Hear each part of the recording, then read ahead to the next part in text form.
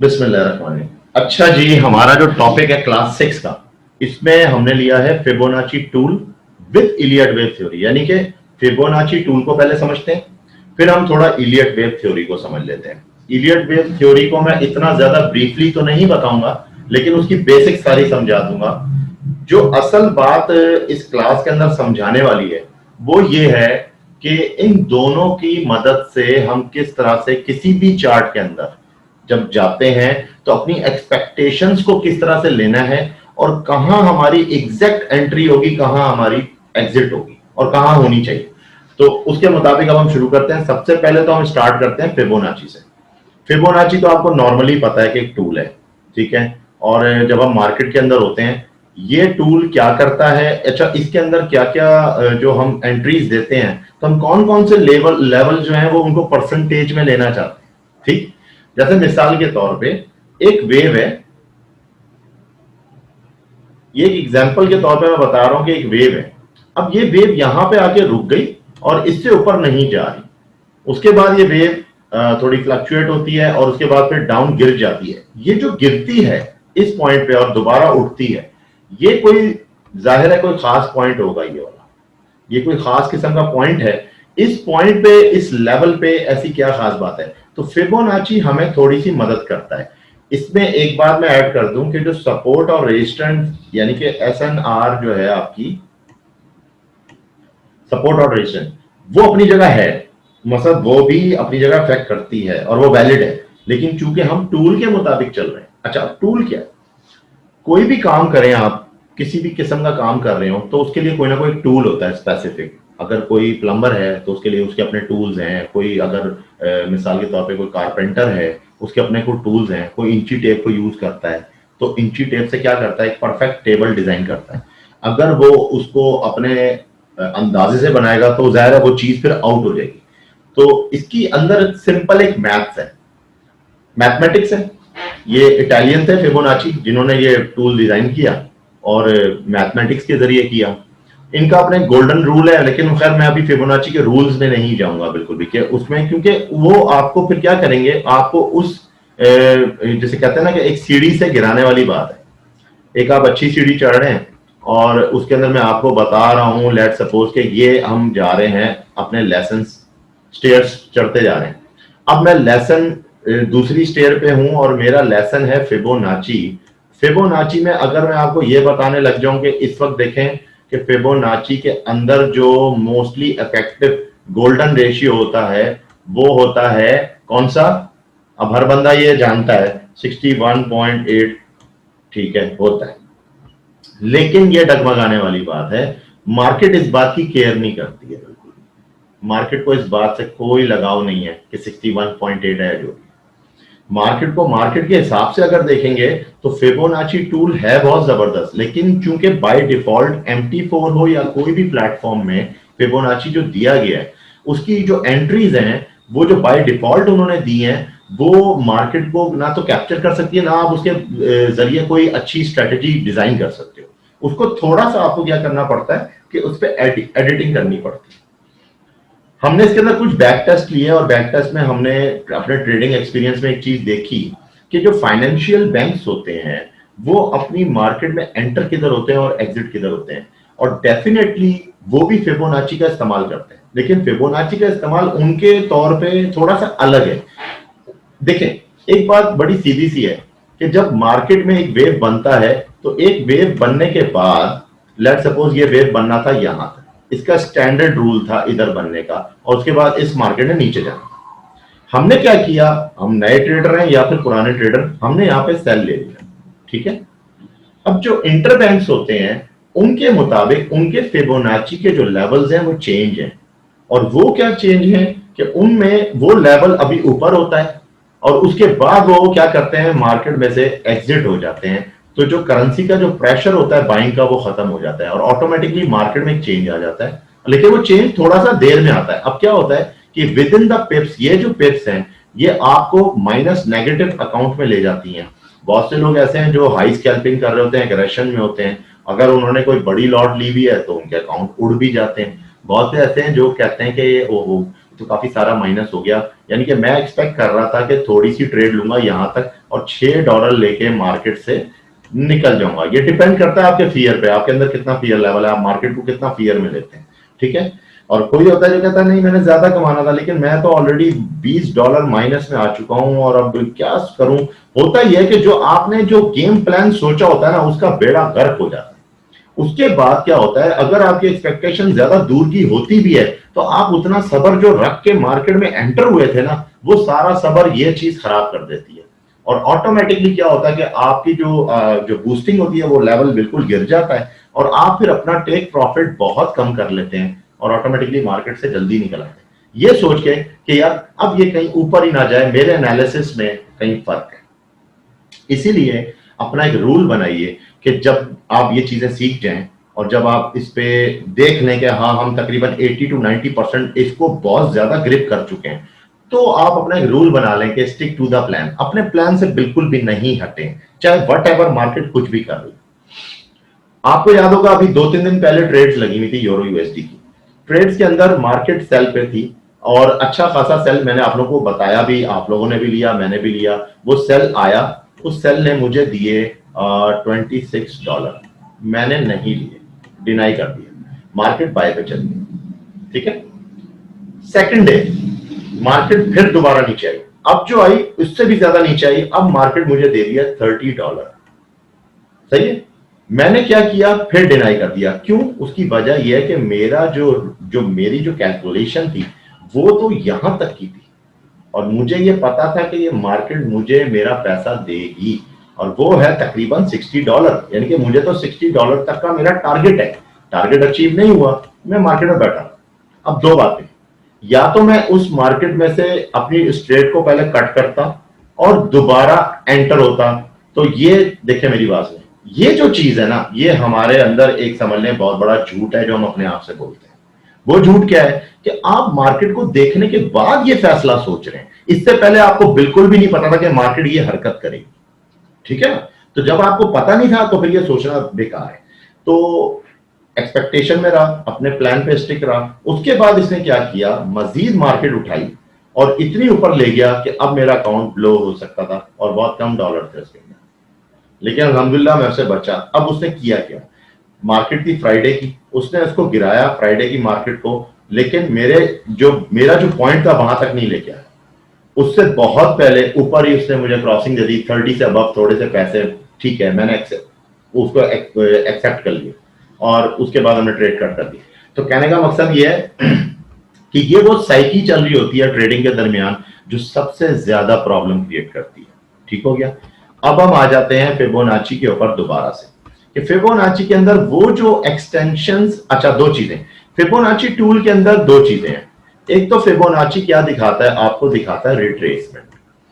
ठीक है, जिसको हम कहते हैं फिबोनाची रिट्रेसमेंट, और टूल भी फिबोनाची रिट्रेसमेंट के ही नाम से होता है। लेकिन मैं आपको बताऊं, यही टूल अगर मैं बोलूं फिबोनाची एक्सटेंशन, तो कुछ ऐसे ब्रोकर्स हैं जिन्होंने बात को घुमाया हुआ है।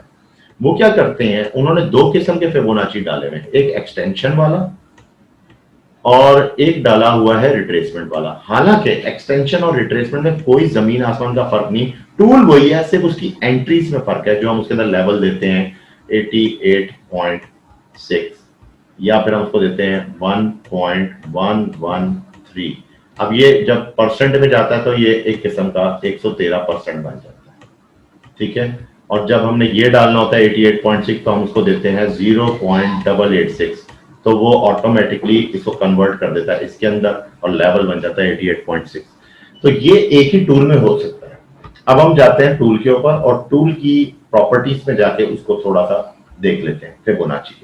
फिबोनाची यहाँ पे बार में मौजूद है, MT4 पे भी और मुख्तलिफ प्लेटफॉर्म पे मुख्तलिफ तरीके से होता है। आप जो यूज करते हैं आपको खुद भी नजर आता होगा उसमें। अच्छा, उसमें यह कि जब हम इसको ड्रैग करते हैं ऊपर से लेकर नीचे तक, तो ये क्या करता है कि आप ऊपर से जब लेके नीचे जब जाते हैं तो आप एक 100% के लेवल से 0 के लेवल में जा रहे होते हैं। जब आप यूं 100 से 0 के तरफ जाते हैं तो आप बेसिकली क्या कर रहे होते हैं, जब आप 100 से 0 की तरफ जाएंगे तो आप बेसिकली क्या कर रहे हैं, आप कर रहे हैं रिट्रेसमेंट की तरफ जा रहे हैं। आप किसको फॉलो कर रहे हैं? रिट्रेस। अब आप ये देखना चाह रहे हैं कि मार्केट की रिट्रेसमेंट कितने परसेंटेज पे जा रही है? 100 to 0। ठीक है, लेकिन अगर इसी फिबोनाची को मैं इसको चेंज कर दूं और इसको मैं नीचे के लेवल पे ले आता हूं, लेट सपोज यहां पे, और इसको मैं उल्टा लगा देता हूं, तो उल्टा लगाने पे अब क्या हो रहा है? 100 नीचे आ गया और 0 ऊपर चला गया। तो अब मैं इसमें से क्या फॉलो करना चाह रहा हूं? क्योंकि देखें मैंने इसको उल्टा लगाया, जब उल्टा लगाया तो अब मैं इसको क्या फॉलो करना है? मैं अगर जब इसको उल्टा लगाऊंगा तो 100 से आगे की बात देखने की कोशिश करूंगा कि आया 100 से आगे मार्केट किधर जाना चाहती है। ठीक है, तो इसका मतलब क्या हुआ कि जब मैं 100 से आगे की तरफ जाने का सोचूंगा तो फिर वो रिट्रेसमेंट नहीं होगा, वो एक्सटेंशन कहलाएगा। ठीक है, विद इन वन टूल आप ये सारी चीजें अपने एक टूल में एडिट कर सकते हैं और फिर आप उसको इस्तेमाल कर सकते हैं। ठीक हो गया? अब जब 100% पे यहां मार्केट को मैंने स्केच किया तो मार्केट जाहिर रिट्रेस हुई, तो ये जो मार्केट का ये जो हरकत होना था इसको कहते हैं रिट्रेस होना। रिट्रेस हुई 50% के लेवल, 50% से उसने मार्केट को गिराया और गिराने के बाद उसको एक्सटेंशन में ले गया। तो 100% तक जब वो आया तो मैं क्या समझूंगा? मैं क्या समझूंगा? देखिए अब इसमें मिसाल के तौर पे अभी हम बात चूंकि अब बढ़ती जा रही है, अभी मैं एलियट वेव की तरफ भी आता हूं, लेकिन एक वेव थी और मेरे ज़हन में ये वेव थी मिसाल के तौर पे ये कोई भी वेव कह लें आप, ये 5 वेव थी। अब मैं एबीसी को देखना चाह रहा था, तो मेरी नजर में ये ए तो हो गया था यहां तक, अब मैंने इसका बी नापना था और बी भी हो गया। बी होने के बाद मैंने इसका जो सी पार्ट था उसकी एक एक्सपेक्टेशन इस वाली कैंडल में लगाई, और ये कैंडल्स अभी तक मैंने देखी ही नहीं है, मतलब ये कैंडल्स जो हैं ये अभी तक मैंने नहीं देखी। ठीक है, ये मुझे नहीं पता, यहां तक मैं था। अब मैं एक्सपेक्टेशन, मुझे फिबोनाची का टूल बताएगा कि आपकी पहली एक्सपेक्टेशन जो होती है इंटरबैंक्स जो कि अमूमन निकल जाते हैं, जिस पॉइंट से निकलते हैं वो है 113%, और अक्सर एंट्री भी लेते हैं तो किस जगह पे एंट्री लेंगे? 113% पे ही लेंगे। ये मैं अब आपको आगे फॉलो कराता हूं। इसी तरह एक इनके अंदर एक और पॉइंट है 88.6, वो इसको भी यूज करते हैं क्योंकि अमूमन हम लोग 78.6 को या 76.8 को देख रहे होते हैं। अच्छा, इसमें भी दो हैं, इसमें एक 78.6 है और इसके अंदर एक 76.8 है। ये क्यों है दोनों? ये बात वही आ गई आपका चैप्टर नंबर 4 स्टॉप हंटिंग, यानी कि अगर आप 76.8 पे आपने बाय लिया तो उसने मार्केट को 78.6 पे क्लोज किया ताकि अगर आपको कोई स्टॉप लॉस लगा हुआ है तो वो हंट हो जाए। सही है, इन जब हम एक लॉजिक के थ्रू चल रहे हैं तो हमारे टूल्स और उसकी सेटिंग्स भी उसके मुताबिक ही करते हैं। ठीक हो गया? अच्छा, अब हम मजीद फॉलो करते हैं इससे। ये तो मैंने एक बात आपको ये वाली क्लियर कर दी। अब जब ये एक्सपेक्टेशन थी तो अच्छा, ये क्या थी? एक्सपेक्टेशन। फिबोनाची आपको हमेशा एक्सपेक्टेशन देता है। आप एक लेवल को पूरा का पूरा फॉलो करते हैं, उसका मैथ्स देखते हैं तो आपको नेक्स्ट परसेंटेज का जो एक्सपेक्टेशन होता है वो पता लग जाता है। लेट सपोज इस जगह पे हम गलत थे और इस मार्केट ने नीचे जाना ही नहीं था, इस मार्केट ने जाना था मजीद ऊपर। ठीक है, यानी कि इसने 50 से नहीं, इसने 38.2 ले लेते हैं, वहां से इसने टर्निंग लेनी थी। ठीक है, तो क्या चीज थी जो हमें बताती? हमें फिर ये चीज बताती कि ये मार्केट या तो 78.6 या 76.8, सही है ना, यहां से टर्न हो जाती ऊपर की तरफ, या फिर ये मार्केट जब नीचे आई 100% पे, 100% से पहले एक जोन है 88.6, तो ये यहां से इस पॉइंट से टर्न हो जाती। इसका मतलब कि अब आप ये एक्सपेक्टेशन जो ये वाली थी सी की, ये आप छोड़ दीजिए, ये रॉन्ग है। इसलिए छोड़ दीजिए कि आपकी एक्सपेक्टेशन यहां के जैसे ही खराब हुई है, इसका मतलब है कि रिपीट करें अपने इलियट वेव का, कहीं ना कहीं आपने कोई वेव छोड़ दिया हो, आपकी इलियट वेव थ्योरी जो है वो रॉन्ग है। ठीक है, क्योंकि आपकी एक्सपेक्टेशन यहां पे खराब हो गई। लेकिन ये खैर बहुत आगे की बात चली गई। हम जब शुरू में एक वेव को जब देखते हैं रिट्रेसमेंट के अंदर, तो रिट्रेसमेंट में पहला हमारा ए पॉइंट इसने दे दिया। जब उसका रिट्रेसमेंट के बाद उसके साथ हम उसको दोबारा उल्टा करके लगाते हैं फिबोनाची, तो हमें वो बताता है कि अब ये इतना रिट्रेस हो चुका है। इसका मतलब ये हुआ कि आपका जो बी पार्ट था वो ए पार्ट से नीचे होना चाहिए, ना कि एक्सटेंड होना चाहिए। हालांकि ये अलग बात है कि इलियट वेव थ्योरी के एडवांस लेवल्स के अंदर एक्सटेंड भी होता है, ठीक है, लेकिन वो उस पार्ट में मैं अभी नहीं जा रहा। तो कहने का मकसद ये कि वो जब आपको ये बता रहा है, इसका मतलब ये हुआ कि आपका तो एक्सपेक्टेशन सी के ऊपर बिल्कुल सही है। अब बात बहुत आगे निकल गई, लेकिन अब मैं इसको समेटता हूं, दोबारा उसी बात पे आता हूं। अब हम आते हैं पहले लेवल्स के ऊपर। नॉर्मली हम ये लेवल्स हमें मिलते हैं, फिबोनाची में ये भी मिलता है, ये भी मिलता है, ये भी मिलता है, फिर 50 उसका हाफ है, 61.8 उसका गोल्डन रेशियो है, क्योंकि देखें अमूमन जो के टर्निंग पॉइंट्स हैं गोल्डन रेशियो के आते हैं। उसके बाद फिर 76.8 है, 78.6 की शायद हम एडिटिंग करते हैं, और फिर 88.6 की हम इसमें एडिटिंग करते हैं। ये हमारी एडिटिंग है, यहाँ पे हमारी एडिटिंग है। और उसके बाद 100 के बाद जो एक्सटेंशंस हैं उसमें भी 113% और 127.2 की एडिटिंग होती है। हालांकि एक्सटेंशन हमें ये बताता है कि 1.618, ठीक है, 2.618, ये हमें एक्सटेंशंस दे रहा होता है, ठीक है। हालांकि हम इन एक्सटेंशंस में नहीं जाते।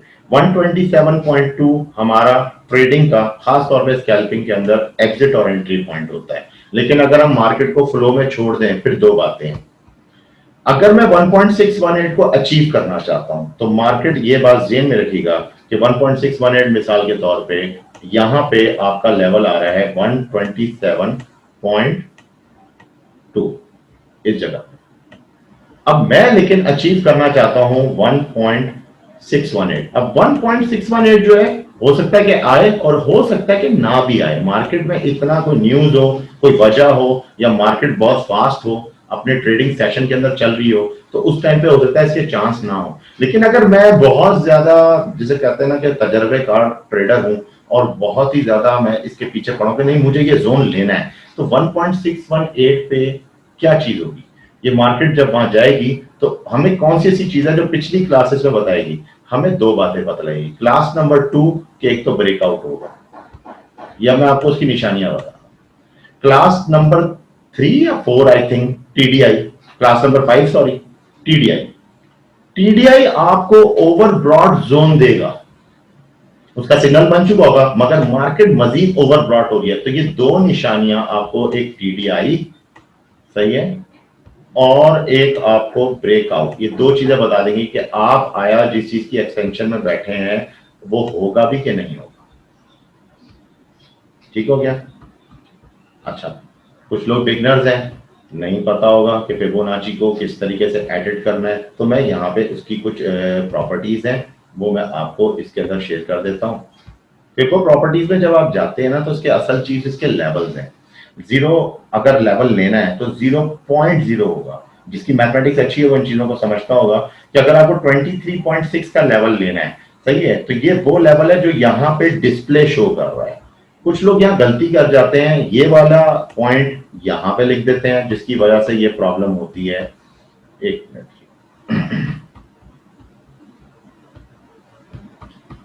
वो क्या करते हैं कि वो यहाँ पे ये वाला लेवल जो है, ये लेवल यहाँ पे लिख देते हैं, जिसकी वजह से फिर वो कहते हैं मेरा फिबो सेट नहीं हो रहा। तो एक तो इस बात का ख्याल रखिएगा। दूसरा ये है कि आपने ये जो 23.6 अगर मांगना है तो आपको 0.236 की एंट्री करनी पड़ेगी, तो ऑटोमेटिकली यहाँ पे शो पे ये करेगा 23.6। ठीक है। जब आप इसमें जाएंगे ऐड करने के लिए, तो कुछ इसमें अलग से भी एक्सटेंशन होते हैं और डलते हैं जो बाय डिफॉल्ट होते हैं, उनको आप यहाँ से डिलीट कर सकते हैं, उनको इस तरह सेलेक्ट करके। ठीक है, एक तो ये पॉइंट। जब आप एडिटिंग करने लगते हैं तो आपने क्या करना है, डबल क्लिक करना है, तो यहाँ पे आप उसकी जो भी एंट्री देंगे, यहाँ उसका डिस्क्रिप्शन आएगा। वो डिस्क्रिप्शन यहाँ पे डिस्प्ले होने के लिए होता है बस खाली।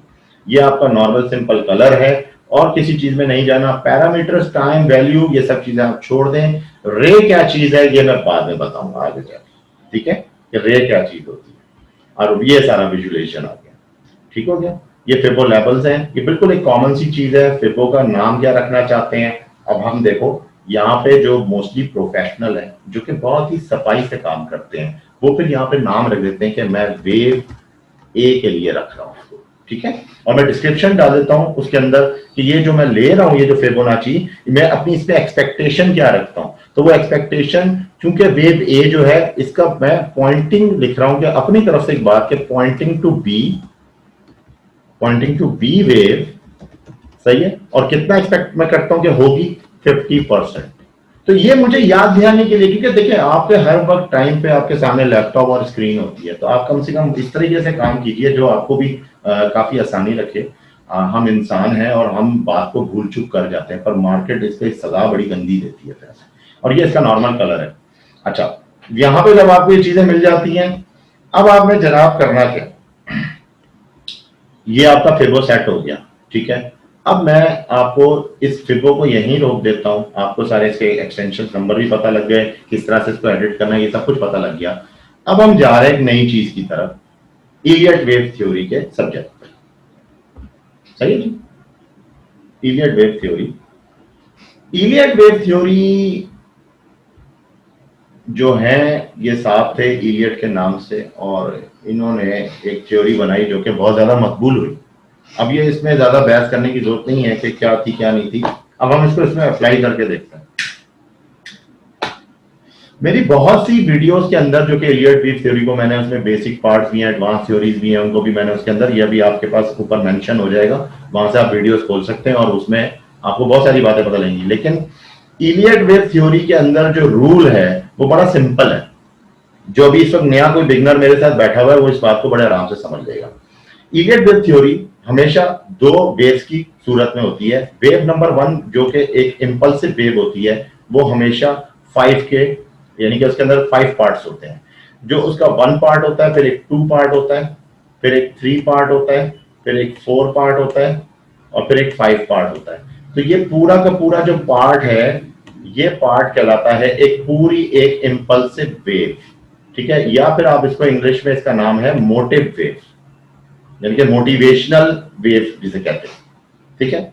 जब इस तरह की कोई वेव हमें मिलती है तो हमें पता लगता है कि ये मार्केट जो है ये इंपल्सिव हुई हुई है, यानी कि ये मार्केट जो इंपल्सिव है, यानी कि यहां से देखें अगर मार्केट ऊपर जाती है तो ये इसका करेक्शन पार्ट है, फिर ये मार्केट ऊपर जाती है, ठीक है, तो यहां पे आके ये देखें ये इसका थर्ड पार्ट है। इसमें कोई ऐसा बड़ा कोई मकसद, बीच में कोई ऐसा वेविंग कुछ नजर नहीं आ रहा। अब इसको मैं भी, ये तो क्या थोड़ी सी तरह एडवांस थ्योरी की तरफ जा रही है, सिंपल पैटर्न पहले निकालना पड़ेगा आपके लिए। जब ये वेव हो जाती है मोटिव, तो मोटिव के बाद ये क्या करता है कि एक और वेव बनाता है जिसको हम करेक्शन पार्ट कहते हैं। करेक्शन पार्ट जो होता है वो 3 वेव की सूरत में होता है, और सम टाइम वो 5 वेव की सूरत में भी हो जाता है। एक बात और ध्यान में रखें, जब बात वेव की होती है कि एक सिंपल वेव है 1 2 3 4 5 की, तो ये बात हमें ध्यान में रखना है कि ये पार्ट जो है ये इसके करेक्शन पार्ट हैं, ठीक है, ये वाले, और जो ये पार्ट हैं वो इसके इंपल्सिव पार्ट है, ये वाले, ठीक है। ये मोटिवेशनल पार्ट्स हैं, और इन मोटिवेशनल पार्ट्स के अंदर होता क्या है, इसमें मजीद वेव्स इन द वेव्स होती हैं। अब वो मजीद वेव्स इन द वेव्स कैसी होती हैं, अगर ये एक इंपल्सिव वेव है तो डेफिनेटली इसके अंदर भी वेव्स इन द वेव्स होंगी। और ये आपको कैसे पता लगेंगी, लेट्स सपोज अभी हम इस वक्त H1 के अंदर हैं, तो अगर मुझे इसके अंदर की वेव इन द वेव देखनी है तो मुझे उसके लिए M5 या M15 पे एक ब्रेकअप देखना होगा। इस टाइम फ्रेम पे मैं जब ब्रेक करूंगा तो ऑटोमेटिकली मैं वेव्स इन द वेव्स भी देख लूंगा।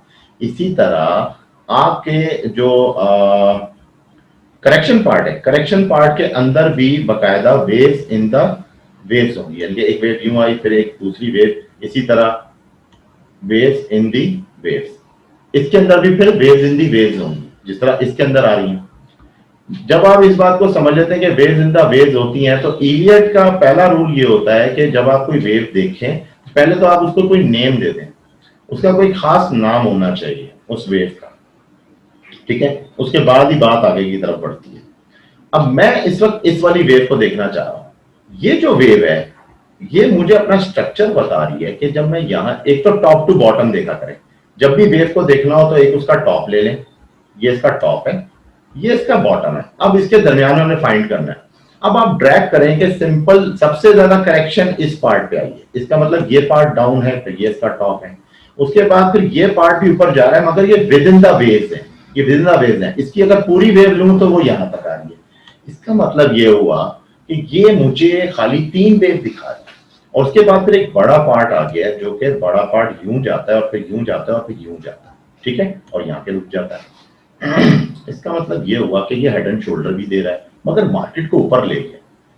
अब यहाँ पे 3 वेव आ रही हैं, ठीक है। अभी मुझे यहाँ समझ नहीं आ रही, जब मैं इसके बाद फिर मजीद देखता हूँ कि अच्छा चलो आगे देखते हैं, आगे भी मार्केट नीचे आई है, उसके बाद फिर एकदम ऊपर गई है, ये पार्ट भी इसका 3 वेव में है।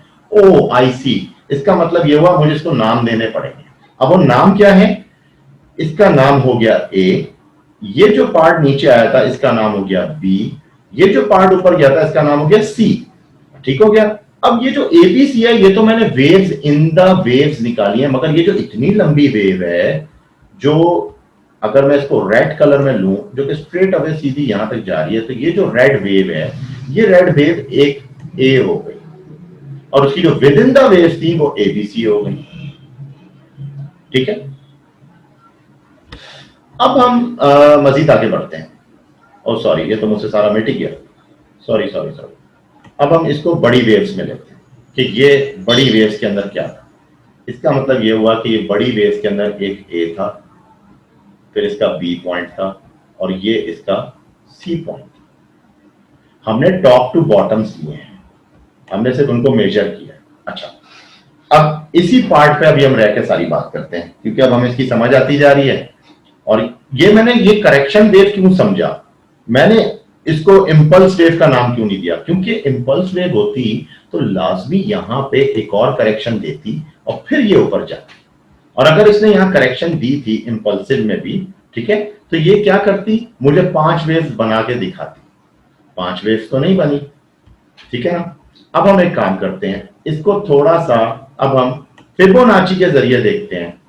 जब मैं यहां पे था, अब आपने थोड़ा सा मेरी इस लर्निंग को समझना है कि ये जो पार्ट आप पूरा का पूरा देख रहे हैं, इसके बाद वाला, ये समझें कि अभी तक हैपन्स ही नहीं हुआ, ये हैपनिंग हुई नहीं है। ठीक है, मार्केट ने अभी तक कुछ भी नहीं दिखाया। तो आप अपने जेहन में एक मूवी स्ट्रक्चर डिजाइन किया करें। हम भी जब ट्रेडिंग कर रहे होते हैं तो अपने जेहन में थोड़ी सी फिल्म बनाना शुरू कर देते हैं खुद ही, जिसे कहते हैं मालिया खोलिया उर्दू में, कि अपने मालिया खोलिया में आ गए। ठीक है जी, अब शेख चिल्ली वाले ख्वाब, कोई भी नाम दे दें आप इसको।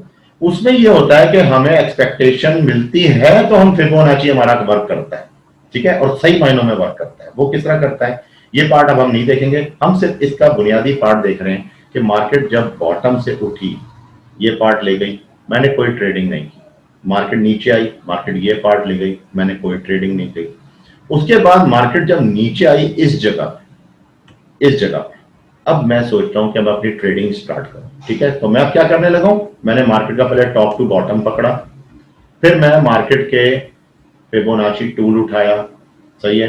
अब अगर मैं इसको नीचे से ड्रैग करूंगा ऊपर की तरफ, तो ये क्या बताएगा, यहां से नीचे की तरफ ड्रैग करूंगा तो क्या बताएगा, 32 से 0.2 से ये ड्रैग हुआ है और मैक्सिमम ये गया है 50 लेवल तक। अच्छा, ये रिट्रेसमेंट जो थी, ये रिट्रेसमेंट क्या कहलाएगी, ये वाली रिट्रेसमेंट, ये मैंने इस वाली जो मोटे वेव थी इसकी रिट्रेसमेंट। अब इसमें इंपॉर्टेंट बात ये थी कि मैं दोबारा रिपीट करता हूं, यहां से एक इंपल्सिव वेव जो है जब ऊपर जाके वापसी टर्न हुई और होने के बाद यहां पे रुकी, और जब दोबारा हल्की सी ऊपर उठी, तो मैंने क्या किया, फिबोनाची से इसकी रिट्रेसमेंट ले ली कि कितनी हुई थी। इसने मुझे बताया कि 50% हुई। ठीक हो गया। अब मैं एक बात नहीं भूलूंगा अपने अंदर कि ये जो वेव बनी है इंपल्सिव, इसके अंदर भी वेव्स इन द वेव्स हैं। ठीक है, और वेव्स इन द वेव्स किस तरह हो रही हैं, अब अगर नोट करें, अब थोड़ा सा देखें, एडवांस समझना है हल्का सा, इसमें थोड़ा सा एडवांस भी मिक्स कर दूंगा और इलियट वेव की जो बेसिक है उसको भी लेके चलूंगा। जहां आपको थोड़ा सा ट्रबल फील हो तो आप ऊपर जो इलियट वेव थ्योरी की वीडियोस शो हो रही हैं उसके अंदर आप क्लिक करके उन वीडियोस को देख लेना। बात यह है कि इलियट वेव के कुछ बेसिक रूल हैं। बेसिक रूल यह है कि जो इसकी जो इंपल्सिव वेव होती है वो होती है 1 2 3 4 5 की शक्ल में, और जो करेक्टिव वेव्स होती हैं उनको हम नाम दे देते हैं एबीसी का। ठीक है, लेकिन अगर आप गौर करें तो इसके अंदर नंबर आता है 5 का और इसके अंदर नंबर आता है 3 का, तो यानी कि 5/3 का एक मर्ज जो होता है वो फिर ये चीज बनती है। हालांकि हमें पता है ये पूरी की पूरी एक करेक्शन वेव है, पूरी की पूरी करेक्शन वेव है। तो इसके अंदर 3/3 होना चाहिए, लेकिन एडवांस ये बताता है हमें कि 3/3 तो होगा, मगर जरूरी नहीं है। उस 3 के अंदर वेव इन द वेव में 5 भी हो सकती हैं। ये वो ट्रिक है जिसकी वजह से आप इलियट वेव को पकड़ ही नहीं पाते। ठीक है, यहां से वेव चली, ये देखें, ये चली तो यहां पे आके नीचे आ गई, ये पॉइंट, उसके बाद फिर चली, फिर नीचे आई, ये पॉइंट। अब इसकी वन वेव बहुत ऊंची थी पर थ्री वेव छोटी थी और फिर वेव बहुत छोटी थी। यहां पे जो वेव इसने वेव जिंदा वेव बनाई वो कितनी बना दी, ये वन है, ये टू है, फिर छोटी सी थ्री बनाई इसने, फिर ये फोर है और फिर फाइव। लेकिन जब इसने इसका करेक्शन बनाया छोटा सा तो वो क्या बनाया, वो सिंपल थ्री में बनाया, ए बी। उसके बाद जब ये ऊपर गया इससे दोबारा वही ताकि आप इसको पकड़ ना पाएंगे करेक्शन वेव है। अब मैंने इस करेक्शन वेव कहां से पकड़ा, मैंने इसको पकड़ा बड़े टाइम फ्रेम, लेकिन अगर मैं छोटे टाइम फ्रेम पे होता तो मैं अभी डगमगा जाता कि ये इंपल्सिव वेव, इसको मैं समझ रहा हूं। हालांकि बड़े चार्ट के अंदर ये बहुत बड़ा करेक्शन पार्ट। ठीक है, अब इसके अंदर भी देखें तो इसके अंदर भी ये इसका टू पार्ट आया, ये इसका वन पार्ट आया। जब ये ऊपर जाता है ये देखें दोबारा नीचे आ जाता है, जब ये नीचे आता है तो फिर ये फोर भी बनाता है इसी के अंदर, और फिर इसके अंदर फाइव, और फिर जब ये नीचे आता है तो ये देखिए ज्यादा नीचे आता है, और फिर ये क्या करता है, यहां से ऊपर जाता है और नीचे आता है। अब ये बड़ा सिंपल एबीसी बनाया। इसकी भी वेव इन द वेव्स अगर देखूं तो इसके अंदर भी ये इसने जो वेव बनाई है, एक ये वेव बनाई है, फिर इसने एक ये बी पार्ट बनाया, ये देखिए ये वेव इन द वेव है, फिर इसने यूं करके यूं बनाया। मगर जो ये पार्ट है, खाली ये वाला पार्ट, इसके अंदर भी तो होनी चाहिए वेव इन दी वेव। तो आप गौर करें तो इसके अंदर भी इसने बनाया, नीचे आई है, ऊपर गई है और नीचे। अब हमें बात को समझ ली। अब मैं बात अपनी दोबारा वहीं से शुरू करता हूं जहां से हमने यहाँ पे दूसरे टॉपिक में गए थे, कि अब मैंने एक्सपेक्टेशन 50% की दी। ठीक है, मैंने अब क्या देखना है, क्योंकि वेव इन द वेव थी और मैं देख चुका था कि मैं ए पार्ट पीछे माइक्स बंद कर देते, क्योंकि मैं ये देख रहा हूं कि यहाँ पे वेव इन द वेव्स के अंदर हूं, तो यहाँ पे अब मुझे इसका बी पार्ट देखना है। सही है, ये वाला पार्ट, ये बी पार्ट मुझे देखना कि कहां तक जा सकता है। सही, ये मेरी एक्सपेक्टेशन है, तो मैं अपना सी पार्ट निकालू। अच्छा, अब क्या करेंगे, क्या सेम इसी फिबोनाची के ऊपर रहते हुए ये सारी बात को मुकम्मल करना है? नहीं, ये आपका फिर तरीका गलत होगा। आपका ये फिबोनाची लगा हुआ है, आपने एक और फिबोनाची लेना है और आप उसको अप्लाई करना। क्योंकि आप नीचे से लेके ऊपर की तरफ आपने इसको इसलिए लिया था ताकि आपको उसकी रिट्रेसमेंट मिल सके, इसलिए आपने लिया था। अब हम एक और फिबोनाची लेते हैं और उस फिबोनाची को इस ए वाली वेव पे अप्लाई कर देते हैं, नीचे से लेके ऊपर तक।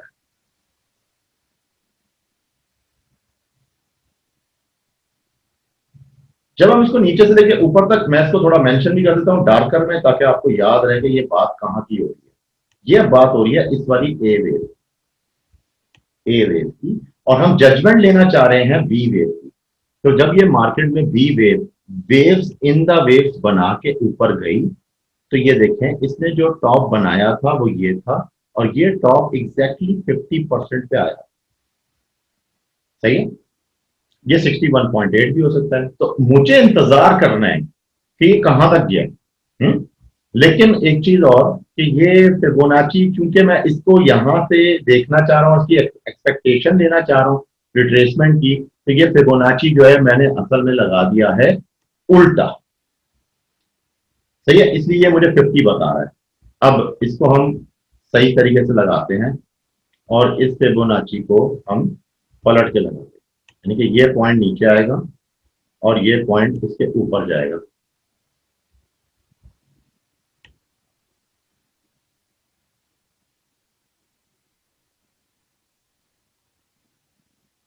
ये आ गया। सही है, अब हम इसकी रिट्रेसमेंट देख सकते हैं क्या भाई कितनी रिट्रेस हुई, यानी कि जीरो से लेकर जो इसका पॉइंट था, सॉरी ये पॉइंट नहीं है, इसका पॉइंट है ये वाला, ये पॉइंट है इसका। लेकिन मैं चाहता हूं आप लोग को दिखे भी सही से, तो इस ऐसी जगह पे लगाऊं फिबोनाची जहां आपको सही पॉइंट मिल सके। ठीक है, ये इसका पॉइंट था। अब मैं आपको इसको डार्कर करके दिखा रहा हूं। यहां पे ये आपकी ए वेव थी, ये वाली। अब हमने इसका बी पार्ट देखना था, जो बी बीच में जिग जैग हुआ, 38.2 किया, 23.6 पे आया और वापसी ऊपर चला गया। तो ये एग्जैक्टली 50 पॉइंट पे आया। ये आपका बिल्कुल ट्रू और राइट वेव था, क्योंकि अगर ये वापसी ऊपर जाता, ये कोई भी वेव होती, बी नहीं होती, कोई भी होती, सही है, तो ये 100% को अगर क्रॉस करती, फिर हम कहते हैं ओहो ये वेव कोई और है, ये एक्सटेंशन पार्ट होने को जा रहा है। दैट मीन्स कि ये पार्ट जो यहां पे यूं करके यूं हुआ है, इसके बाद अब ये मजीद पार्ट बनाता जा रहा है, यानी कि ये यूं भी तो हो सकता ऐसे, यूं भी तो हो सकता था, लेकिन ये यूं नहीं होता। उसकी वजह यह, जब आपने इसके अंदर की वेव इन द वेव्स को गिना हुआ होता है, तो फिर आप ये गलती कभी भी नहीं करते। ठीक है, फिर आपके लिए एक बात बिल्कुल वाजे होती है कि आपने चूंकि इसके अंदर की वेव इन द वेव्स को देख लिया है, ए बी सी, तो ये जो बी पार्ट चल रहा है, इसकी भी अंदर की वेव इन द वेव्स को आपने देखा है, और वो ट्रू पार्ट दिखा रहे हैं कि 50%। अब क्या होता है, मार्केट में एक रेड कैंडल आता है, ये वाला, ये ये रेड कैंडल 1 घंटे का होता है H1 पे, और उसके बाद अब आपको लगता है कि क्योंकि ये ब्लू कैंडल को भी क्रॉस कर गया है, मेरा ख्याल है मार्केट नीचे जाएगी, और अगर नीचे जाएगी तो अब क्या पॉइंट शुरू होने वाला है, मुझे बताएं। ए हमने देख लिया, बी को हमने एक्सपेक्ट कर लिया फिबोनाची से, तो सी कहां तक जाएगा, वो सी पॉइंट को देखने के लिए अब हम दोबारा इसी फिबोनाची को रिमूव करेंगे यहां से, और अब हम इसको देखेंगे पलट के। ये मेरा बी पॉइंट था, ठीक है। इस बी पॉइंट पे जब मैं इसको रखता हूं, तो अब मैं देखना चाह रहा हूं कहां तक आया। अब मुझे एक बिल्कुल सही रीडिंग आ रही है कि जो इसने सी वेव बनाई है, यहां से लेके वापसी नीचे की तरफ, यानी ये भी दो वेव इन दी वेव की शक्ल में गई है, सही है। तो ये इसने दी है जी 127.2। तो यानी कि जब आप ए वेव को देखते हो, तो आप क्या करते हो, फिबोनाची की सबसे पहले आप लगाते हो उसकी रिट्रेसमेंट, कि वो कहां तक रिट्रेस हुआ है। सबसे पहले क्या देखते हैं आप रिट्रेस देखते हैं। जब आपको रिट्रेस कंफर्म हो जाता है, फिर आप उसकी एक्सपेक्टेशन के लिए उसी फिबोनाची को रिवर्स, यानी कि उसको उल्टा कर देते हैं। ये आप यूं करके लगा देते हैं, ठीक है ना, उसका आप उल्टा कर देते हैं, रिवर्स करते हैं। रिवर्स में अब आप उसकी एक्सपेक्टेशन जो आने वाली है, वो देखते हैं कि आप मजीद कहां तक आ सकते हैं। उसमें जो हमारा मैक्स लेवल होता है, वो वैसे तो नॉर्मली 127.2 होता है, और मैक्स लेवल 1.618 तक होता है। ठीक हो गया, यहां तक आप फॉलो कर गए। अच्छा, अब एक इलियट वेव का एक रूल है कि जब आप 3 पार्ट के अंदर होते हैं, ए बी सी के अंदर होते हैं, ए बी सी में जरूरी नहीं कि 3 हो। अच्छा, बी हमेशा याद रखना एक इंटरमीनिंग लाइन की तरह भी होता है, यानी कि बी पार्ट जरूरी नहीं कि यूं करके यूं कर जाए, नहीं, ये इंटरमीनिंग कैंडल की तरह भी एक होता है कि अगर ये आ गया तो भी ये बी पार्ट ही कहलाएगा। यहां आके भी कुछ ट्रेडर्स गलती कर जाते हैं और उसको इसी चीज को फॉलो कर रहे हैं कि बीच में भी वेव इन द वेव आएंगी, हालांकि ऐसा नहीं होता, लेकिन उसकी कंडीशंस एडवांस थ्योरी के अंदर आ जाती। जब ए के अंदर पार्ट 3 है और इसका भी 3 है, तो C5 हो सकता है। समटाइम ऐसा भी होता है कि 3 और 3 और 3 ये नॉर्मली ओकेजनली होता है, लेकिन जब आपको ट्रेकिंग हो रही होती है उस टाइम पे ये चीज होती है। और समटाइम ऐसा भी होता है कि 5, 3 और 5 होता है, तो भी ये ए बी सी ही कहलाएंगे, क्योंकि आप एक बहुत बड़ी करेक्शन फॉर्म के अंदर। अब आपके पास जो एग्जाम्पल है वो बिल्कुल इसी तरह ही है। अब मैं इस सब को रिमूव करता हूं और थोड़ा सा दोबारा बैक चले जाते हैं। अब हम इस वाले फिबो को हटा देते हैं, और अब इसी फिबो के अंदर क्योंकि करेक्शन पार्ट आ चुका है, अब यहां से कैंडल पहले ऊपर गई, उसके बाद मजीद ऊपर गई, और जब इसने ये कैंडल बनाया बीच में इन्वर्टेड हैमर, तो कैंडल पैटर्न वाले जो हजरात हैं उन्होंने क्या किया, यहां पे आके लगा दिया सेल, इस एक्सपेक्टेशन में कि ओवर सोल्ड जाएगी मार्केट और मजीद नीचे जानी चाहिए, जो कि इसका 61.8 का रेशियो बनता है। और अगर वेव इन द वेव में हम इस बी पार्ट को देखते तो इसकी एक्सटेंशन बनेगी 1.618, इसकी एक्सटेंशन बी पार्ट। और अगर इसकी आप एक्सटेंशन लो, बड़ी वाली मोटिव पल्स की, इस वाले की, तो इसकी एक्सटेंशन 61.8। मगर क्या होता है, यहां पे मार्केट दोबारा ऊपर चली गई। अब क्या ये ट्रेड करने का एरिया है? जब एक चीज की कंफर्मेशन ही नहीं आ पा रही तो हम यहाँ ट्रेड तो नहीं लेंगे। हम ट्रेड किधर लेंगे? अब क्वेश्चन ये, जब हमें यहाँ पे इसकी एक्सपेक्टेशन थी, लेकिन आपको मैंने फिर वही वाली बात बोली कि पिछली क्लासों में आपको जाना पड़ेगा। अब आप यहाँ पे देख रहे होते हैं अपना टीडीआई। जब आप टीडीआई को देखते हैं तो टीडीआई हुक हो चुका होता है और फ्लैटन होने के बाद उसकी जो बेस लाइन होती है वो भी ऊपर का रुख पकड़ चुकी होती है टुवर्ड्स 50 लेवल की तरफ। ठीक है, जब आप टुवर्ड्स 50 लेवल की तरफ चले जाते हैं तो क्या होता है, वो आपको कंफर्मेशन दे रहा होता है कि नहीं, ये कैंडल भले यहां बन गया है मगर अभी थोड़ा सा रुक के एक कैंडल और देखते हैं H1। ये आपके पेशेंस। अब होता यह है कि जब आप इस पार्ट में इसको 100% क्रॉस कर जाते हैं, ये जगह जब 100% क्रॉस हो जाती है तो अब आप इसका सी पार्ट लेने के इख्तियार में आ चुके हैं। लेकिन फिर भी मैंने आपको देखे एक और बात बताई हुई है जो कि है क्लास नंबर 3, स्टॉप हंटिंग वाली बात जो मैंने आपको क्लास की थी। उसके अंदर स्टॉप हंटिंग मार्केट मेकर क्या आपको क्या चीज शो करेगा, एक कैंडल में रिट्रेस आएगा तो आप अपनी ट्रेड अब आप ले सकते हैं। अब मार्केट का फ्लो ऊपर की तरफ। अच्छा, अब आपने ट्रेड ले ली, यहां पे अब आपने एक बाय लगाया और बाय के बाद अब आप एंटर तो हो गए। उसके बाद मार्केट ने क्या किया, ये पॉइंट लिया। ये क्यों लिया इसने ये पॉइंट? ये इसलिए लिया कि मार्केट जब एक जोन से ब्रेकआउट करके ऊपर की तरफ जाती है तो आपको क्लास नंबर 2 बताती है कि ब्रेकआउट के बाद एक रीटेस्ट लाजमी होता है। अब ये सारी चीजों को देखें, याद करेंगे तो ये याद होंगी। ठीक है, जब ये रीटेस्ट हो गया तो आप बोला कोई बात, ये मेरा फर्स्ट पार्ट था, रीटेस्ट हो चुका है। अब मैं इसके अंदर जो है मजीद ज्यादा अब प्रोबेबिलिटी आ चुकी है, चूंकि मैं पीछे इतना सब कुछ देख चुका हूं कि पहले मैंने एक मोटे वेव को देखा, फिर मैंने उसके ए को पकड़ा और उसकी बी और सी को निकाल लिया। जब मैंने उसका सी पार्ट कैच कर लिया, उसका सेल मैंने कमा लिया, तो अब मैं इंतजार में था कि ये वेव इस सी पार्ट को ज्यादा लंबा करती है या फिर ये दोबारा इंपल्सिव हो जाती है। कुछ घंटों के बाद पता लगा कि इंपल्सिव हो चुकी है और 100% इसको क्रॉस कर गई इस वाले जोन को। तो मैं इंतजार में था नेक्स्ट या ब्रेकआउट होगा, यानी कि इस साइड पे ये जो है यहां पे एक ब्रेकआउट होगा। ठीक है, जब यहां ब्रेकआउट हुआ तो मैं नेक्स्ट निशानी में रुक गया। अब देखिए मेरे दिन में टीडीआई भी चल रहा है, मेरे दिन में फिबोनाची भी चल रहा है, इलियट में भी लेकर चल रहा हूँ, सब कुछ लेकर चल रहा हूँ। ठीक है, यहां पे आके जब रीटेस्ट हुआ तो अब मैं आराम से अपनी ट्रेड ले सकता हूँ। अब मुझे दोबारा टूल की जरूरत पड़ गई। किस तरह पड़ी? इसी टूल का आप एक्सटेंशन ले लें। ये सी पार्ट कहां तक जाएगा और कितने दिनों पे होगा, मतलब क्योंकि घंटे की कैंडल चल रही है। तो मैंने क्या किया, मैंने इसके टी पार्ट को एक पॉइंट यहां पे पकड़ा और अब मैंने अपने फिबोनाची को उल्टा कर दिया, रिवर्स करने के बाद मैंने इसके जो लेवल थे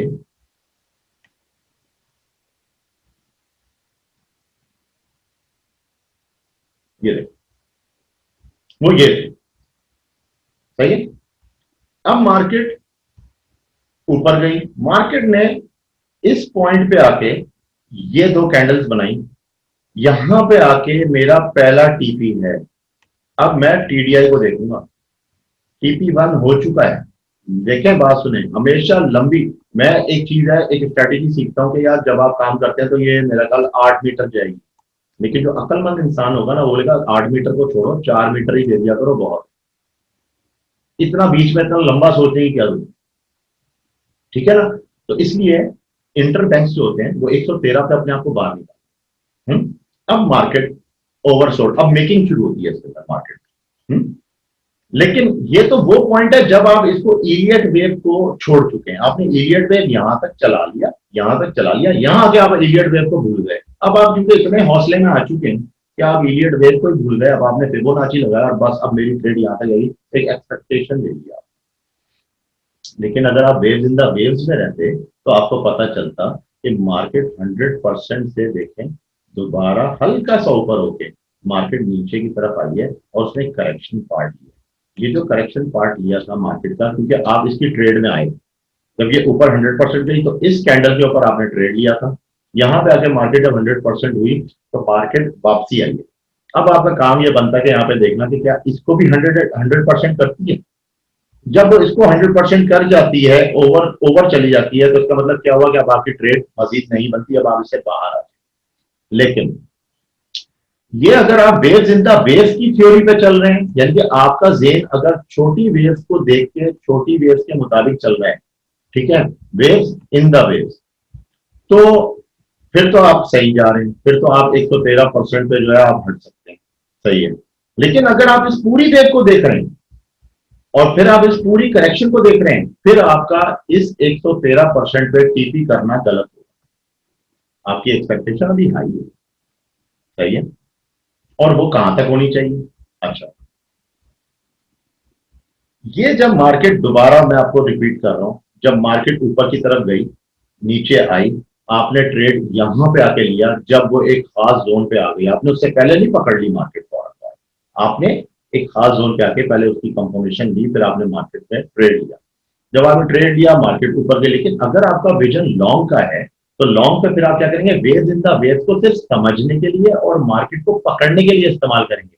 लेकिन जब आपको एक बड़ी वेव मिल जाया करेगी, तो आप बड़ी वेव के हिसाब से फिबोनाची को अप्लाई करें। अब मैं बड़ी वेव के हिसाब से अगर फिबोनाची अप्लाई करता हूं, तो मेरा 127.2 जो मेरा पॉइंट है निकलने का, वो ये। उसके बाद अगर मार्केट ज्यादा ओवरब्रॉट हो जाती है, तो फिर 161.8 मेरा लास्ट टीपी होता है, जो कि चांसी है कि डिपेंड करता है मार्केट में एग्रेशन है, मार्केट का टाइम कुछ ऐसा है कि अभी सेशन खुला है, अभी बहुत टाइम है, तो फिर ये बहुत सारी चीजें आपको प्लस पॉइंट दे रही होती है, अभी मार्केट में बूस्टिंग है, मार्केट जाएगी। हालांकि इस मार्केट ने बस यहां एंड कर दिया था, इसकी वेव, इसकी सी पार्ट खत्म हो गई, लेकिन अब 161.8 तक पहुंच चुकी है। अब मार्केट क्या करती है, मारती है 2.618, यानी 261.8। ये सब करंट मार्केट की सिचुएशन। अब होता क्या है, ये जो 261.8 है, ये हमारा ट्रेड करना बनता ही नहीं, क्योंकि एक तो इसके अंदर आ जाती है न्यूज, इस पार्ट में ना मोस्टली आती है न्यूज, तो ये पार्ट होता है। और जब इसके अंदर लोग घुसना शुरू हो जाते हैं, तो फिर ये क्या करता है, फॉल्स ब्रेकआउट की तरह वापसी, पुल बैक हो जाती है। ऐसे पार्ट में बिल्कुल ही अग्रेसिव होके फिर इतनी तालीम लेने की जरूरत नहीं है, फिर बंदा इस तरह की ट्रेडें पकड़ ले। जो सही एक्चुअल ट्रेड थी, डिसेंट ट्रेड थी, वो ये थी कि आप यहाँ पे जब मार्केट ने अपने आप को एक्सटेंशन की तरफ रवाना किया, आपने पहले इसका पॉइंट देखा कि 100% होता है, हो गया, होने के बाद मार्केट नीचे आई, ठीक है, जब नीचे आई, आने के बाद मार्केट ने एक कैंडल बनाया, सही है, वो कैंडल बनाया, आपने ब्रेकआउट को देखा, उसके बाद आपने अपनी ट्रेड ले ली, और ट्रेड आपने ली सीधा 127.2, ये आपकी एग्जैक्ट जबरदस्त ट्रेड। अब आप एक स्कैल्पर के मेथड से देख रहे हैं। अब आप आ रहे हैं लॉन्ग टर्म के मेथड से। लॉन्ग टर्म वाले जो होते हैं हजरात, जब वो देख लेते हैं कि ये मार्केट यहाँ पे नीचे की तरफ जा रही है, अब हो सकता है कि इससे भी नीचे मार्केट ने इधर आना, और आपने यहाँ पे ले लिया बाय, इस जगह पे मार्केट चली गई मजीद, तो लॉन्ग टर्म वाला क्योंकि उसके पास कैपिटल अच्छा होता है, लेट्स सपोज के $2200 पड़ा हुआ है, और वो छोटी छोटी ट्रेडें लगा रहा है, वो क्या करता है, वो अपनी फिर ट्रेड्स को लगाना शुरू कर इस आसरे में कि मार्केट अभी तो टर्न लेगी, इसको 110% थोड़ी कर जाएगी, ये तो अभी मार्केट इम्पल्स बना के पूरी एबीसी कर चुकी है, अब थर्ड वेव का इंतजार कर रहा हूं किस वक्त आने का, ठीक है। तो वो क्या करता है, वो पूरा बेनिफिट लेता है, समझ गए। वो चूंकि ज्यादा लॉन्ग टर्म पे होता है, तो वो फिर दिनों के हिसाब से मार्केट को चेक करता है, उसकी कैंडल्स के हिसाब से, तो जब वो लॉन्ग टर्म पे होता है, वो डेली की कैंडल्स को नोट कर रहा होता है, और अपना जो एनालिसिस होता है वो मंथली और वीकली की बेस पे ले रहा होता है। और यार, ये तो हो गई पहली एग्जांपल जिसने सारी बातें आपके सामने फिबोनाची प्लस इलियट वेव के साथ बयान कर दी। अब हम आ जाते हैं सेकंड एग्जांपल, तो फिर ज्यादा और अच्छे तरीके से आपको बात की समझ आने लग जाएगी। अब हम चलते हैं मिसाल के तौर पे कोई और पार्ट देखते हैं, H4। H4 में एक पार्ट आया है हमारे पास, ये वाला, ये यहां से इधर से शुरू हो, ठीक है। अच्छा, अब जनाब ये सिचुएशन थी लास्ट मार्केट की, ये इसका बिल्कुल बॉटम था। इस बॉटम के बाद मार्केट ने एक पहले फर्स्ट वेव बनाया, फिर करेक्शन दिया, तो वो यहां पे लिया। ये सब भूल जाए, मैंने नहीं देखा हुआ, ये मुझे नजर नहीं आ रहा, ठीक है भाई, ये मैं नहीं देख रहा।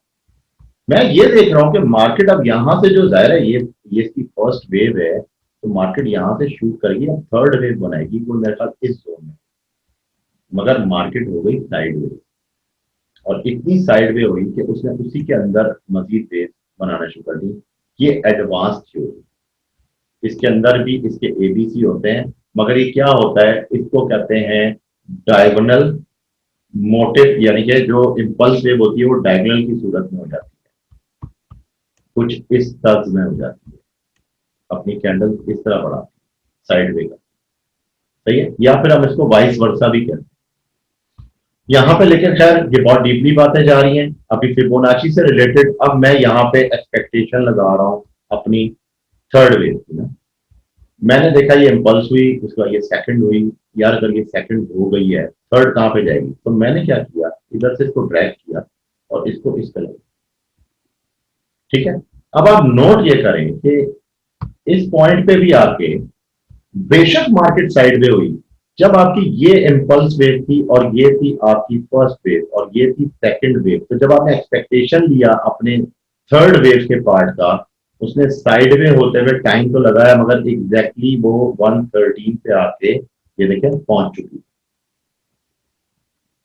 अच्छा, 113 के बाद वो 161.8 पे भी पहुंच चुकी, उसके बावजूद भी अगर देखा जाए तो वो 261.8 पे भी पहुंच चुकी थी। अच्छा, अब ये कैसे पता लगेगा कि इतनी बड़ी वेव आने वाली है, इतनी बड़ी वेव आने वाली है, ये मैं आपको बताऊं।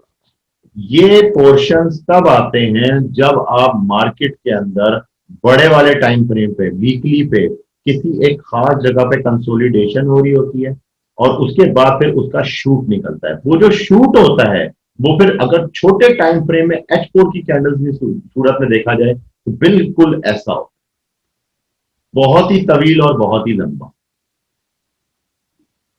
लेकिन बात फिर वह आती है कि बड़ा टाइम फ्रेम आपको गाइड कर रहा होता है। अब कंसोलिडेशन है तो छोटी वेव्स बनेंगी, नॉर्मल वेव्स बनेंगी, लेकिन अगर इतना उसके बाद शूट आ जाएगा वीकली के ऊपर, तो वो शूट जाहिर है फिर वो तो अब नहीं रुकेगा, क्योंकि वो एक चीज को 100% क्रॉस कर चुका है, वो उसको ब्रेकआउट दे चुका है, तो फिर उसका जो इम्पैक्ट होगा छोटे टाइम फ्रेम पे H1 के ऊपर, वो ऑटोमेटिकली क्या करेगा, वो हिट करता जाएगा एक एक टारगेट। उसके बाद जो लास्ट लेवल होता है, वो लास्ट लेवल अभी से मैंने एडिट नहीं किया हुआ फिबोनाची के अंदर, वो होता है 46.1.8, ये लास्ट लेवल होता है, और ये वो लेवल होता है जिसको बैंक अचीव करते हैं फिबोनाची टूल लगा बड़ी वेव्स के अंदर। और ये भी याद रखें, first wave, second wave, third wave, fourth wave, fifth. First wave में होता क्या है कि पहले तो मार्केट का आइडिया लिया जा रहा है, सेकंड वेव करेक्शन होती है, इसके ऊपर टूल्स लग जाते हैं, एक्सपेक्टेशंस देना शुरू कर देते हैं। थर्ड वेव के अंदर तमाम इंटरबैंक्स कूद जाते हैं और मार्केट का फ्लो पकड़ लेते हैं। ये वो जगह होती है जहां इंटरबैंक्स ट्रेडिंग करते हैं, और इसका जो करेक्शन पार्ट आता है जब वो नीचे आता है, ये बात ध्यान में रहे कि ये जो करेक्शन पार्ट है, ये सेकंड वेव जहां से स्टार्ट हुई थी या सेकंड वेव जहां पे खत्म हुई है, कभी भी इसको ओवरलैप नहीं कर सकता, ये यहीं तक रहेगा और उसके बाद फिफ्थ वेव बना लेगा। तो ये एक कंप्लीट पूरी इंपल्सिव वेव कहलाएगी। समझ गया? अच्छा, अब जो थर्ड वेव थी वो हमारी कहां से शुरू हुई, कहां तक गई, अब इसने किया क्या, एक और चीज, ये यहां से फर्स्ट वेव हुई, यहां पे सेकंड हो गई, ठीक है, वन टू। अब वेव्स इन द वेव्स तो बहुत सारी आ रही हैं, लेकिन इसने जब थर्ड बनाई, ये थर्ड बहुत लंबी गई, यहां तक थर्ड गई है। लेकिन जब इसने फोर्थ का करेक्शन बनाना था तो इसने किया क्या, बड़ी मजेदार बात, ये ब्रेकआउट कैंडल है, इसने यहां तक आना था, मगर चूंकि अब मार्केट मेकर के हाथ में टाइम लैगिंग है। मार्केट मेकर क्या करता है, वो टाइम को इतना लैग कर देता है जब वो देखता है कि बहुत ज्यादा बंदे आ गए, क्योंकि इतनी बड़ी थर्ड वेव का करेक्शन तो कोई भी नहीं छोड़ेगा। हर बंदा चाहेगा कि मैं उसकी मूव ज्यादा से ज्यादा मुझे मिलने वाली है, वो लेगा। इसने ए बनाया, ए के बाद उसने बी बनाया, हो गया। बी को एक्सटेंड कर दिया क्योंकि स्टॉप हंटिंग आई। ये इलियट वेव एडवांस थ्योरी कहलाती है। उसके बाद जब सी देना था, सी को उसने दिया 5 की सूरत। ठीक, जब 5 की सूरत में दिया, उसने क्या किया, यहां पे आके सी को हल्का सा ऊपर उठाया और इसको ओवरलैप कर दिया। इसने यहां पे आपको कर दिया ट्रिक, इधर डाल दिया क्वेश्चन मार्क में कि ये क्या हो रहा है, ये सी क्यों नहीं जा रही आगे। फिर दोबारा नीचे लेके आया और इस पार्ट पे लोगों को स्टॉप हंट किया और छोड़ गया। और इसने क्या किया, करेक्शन को सिर्फ और सिर्फ क्या कर दिया, करेक्शन बन गई यूं करके, यूं। इसको कहते हैं उल्टा एन, उल्टा एन। और ये डबल बॉटम कहलाता या फिर डबल टॉप। अब चूंकि ये नीचे से ऊपर आया था तो उसने अपनी करेक्शन को डबल टॉप किया, फर्स्ट टॉप, सेकंड टॉप, और समटाइम ट्रिपल टॉप भी होता है। ठीक है, अब ये दोबारा ऊपर ले गया इस करेक्शन को, और ऊपर जाके इसने इसको क्या किया, यहां पे आके ट्रिपल टॉप दिया। ट्रिपल टॉप में इसने स्टॉप हंट भी किया। अब ट्रिपल टॉप वाली जो ट्रेड होती है वो क्या होती है, वो जो वेव होती है वो क्या करती है, इनके नाम किस तरह से, इनके नाम पढ़ते हैं। फिर ये एबीसी नहीं कहलाती, ये कहलाती है डब्ल्यू, ये कहलाती है एक्स, ये कहलाती है वाई, फिर ये कहलाती है डबल एक्स। ठीक है, यहाँ पे डबल एक्स। ठीक है, और जो फिर ये वाली वेव होती है ये कहलाती है Z. W X Y double X जी, यहां पे हुआ, अब मार्केट डाउन हो। ठीक है, अब फिबोनाची में रहते हुए इतनी जाहिर है फिबोनाची के आपके पास लेवल होने चाहिए। इसमें 3 का लेवल एडिट नहीं हुआ हुआ मेरे पास, इसमें 4 का लेवल एडिट नहीं हुआ हुआ। तो आप खैर उसमें जब एंटर कर लेंगे तो 4.46 1.8 बन जाएगा, इसका 161.8 बना, और वो ये लेवल दिखा दो। ठीक हो गया। अच्छा, अब एक और एग्जांपल लेते हैं, लेकिन थोड़ा सा इसको मैं जरा मूव करके भी देखता हूं। ये जो थर्ड वेव थी, यहां पे लाके इसने क्या किया, यहां पहुंचा। अच्छा, अब हम क्या एक्सपेक्ट कर रहे हैं, अब हम क्या एक्सपेक्ट कर रहे हैं। ठीक है, क्या मैं ये टॉप समझूं या मैं ये वाला टॉप समझूं, नहीं। अगर मैंने थर्ड वेव के अंदर रहते हुए फिबोनाची प्रोफेशनल तरीके से लगाना है, तो मैं यहां से जब इसको ट्रैक करूंगा, तो मैं ट्रैक करूंगा सिर्फ इस पॉइंट पे जहां पे इसने पहला टॉप, फर्स्ट टॉप लिया। ठीक है, मैं बजाय से कि यहां पे लगा दूं तो मेरी एक्सपेक्टेशन ही कुछ और। ठीक है, यहां पे जब इसने ये ट्रिपल टॉप बना लिए, इसने क्या किया, ये पॉइंट दिया, ये पॉइंट दिया, ये पॉइंट दिया, ये पॉइंट दिया। यहां पे आने के बाद ये हो गया डब्ल्यू, ये हो गया एक्स, ये हो गया वाई, ये हो गया डबल एक्स, और ये हो गया जेड। तो जेड के बाद अब ये करेक्शन वेव मजीद, अब देखें एक और चीज, डब्ल्यू एक्स वाई जी वाली जो फॉर्मेट है, डबल टॉप हो या ट्रिपल टॉप हो, कहलाएगी तो एक वेव ना, कहलाएगी तो एक वेव ना। यानी कि देखें, एक इंपल्स वेव आई, उसके बाद अब ये वेव यहाँ पे ये ड्रामा कर रही है, तो कोई बात नहीं, कहलाएगी तो एक वेव ना, वेव इन द वेव, ऐसे ही है ना। अब इसके बाद की जो वेव है वो क्या करती है, जब नीचे आती है तो फिर यूं करके अब यूं करती है। ये क्या वेव जा रही है, ये क्या वेव जा रही है, तो मोटे आसान लफ्जों में इसको आप इसकी करेक्शन का ए पार्ट कहेंगे, मोटे से आसान लफ्जों में। ये ए पार्ट हुआ, ये अभी बी पार्ट बनाने के लिए जा रहा है, वो इसने बना दिया और दोबारा 23.6 पे ही उठा लिया। अब हो सकता है इसको मजीद डाउन भी कर दे, लेकिन अभी नहीं करेगा। अब ये बी पार्ट के लिए जाएगा। जब, अच्छा, बी पार्ट जब, हमेशा याद रखें, ये एडवांस इलियट वेव थ्योरी का एक पार्ट है जो मैं आपको बता रहा हूं, कि जब डब्ल्यू एक्स वाई जी का ये पार्ट इस तरह करके आ जाता है यूं। ठीक है, तो जो इसका बी पार्ट होता है वो क्या होता है, बी पार्ट क्या होता है, मैंने आपको भी पहले बताया था, इंटरमीनिंग कैंडल की तरह होता है। सही है, एक ऐसा कैंडल जो बस सीधा स्ट्रेट होगा और वो बी कहला जाएगा और वो इंटरमीन होगा बीच। ठीक है, और ये अभी उसी के लिए लग रहा है जो ये पार्ट करने लगा है। उसके बाद वही इंटरमीन कैंडल के बाद ये सी के लिए डाउन मार जाएगा। ठीक है, ये सी के लिए डाउन मार जाएगा। अब हम इस पार्ट में कैसे ढूंढें, चूंकि हम वेव्स इन द वेव्स में H4 के अंदर जो ये वेव्स चल रही हैं इनको देख रहे थे, तो हम कल की ट्रेड में क्या देख रहे थे, हमने सिंपल इसको देखा, इसको ए बोला, इसको बी बोला, इसको सी बोला। ठीक है, जब हम ब्रॉड माइंडेड होकर बहुत बड़े ब्रॉड विजन को देखेंगे तो फिर हम क्या देख रहे थे, ये थर्ड पार्ट है, ये उसका फोर्थ का करेक्शन अभी चल रहा है। इस करेक्शन के अंदर डायरेक्ट बी की इंटरमीनिंग बनेगी और फिर सी आएगा, तो फिर वो सी कहां तक आएगा, 61.8 वापसी बैक आएगा।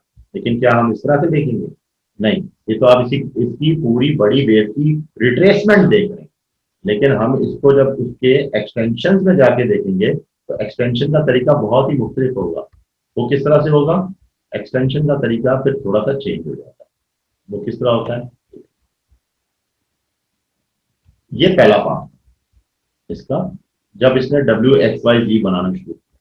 अब मुझे तो नहीं पता कि WXYZ बनाने लग गया, मगर मैं कोई तो एक्सपेक्टेशन लूंगा, लेकिन वो एक्सपेक्टेशन कभी भी फेल नहीं होती। ठीक है, एक मिनट ओके, इसको ऊपर डाल दूं और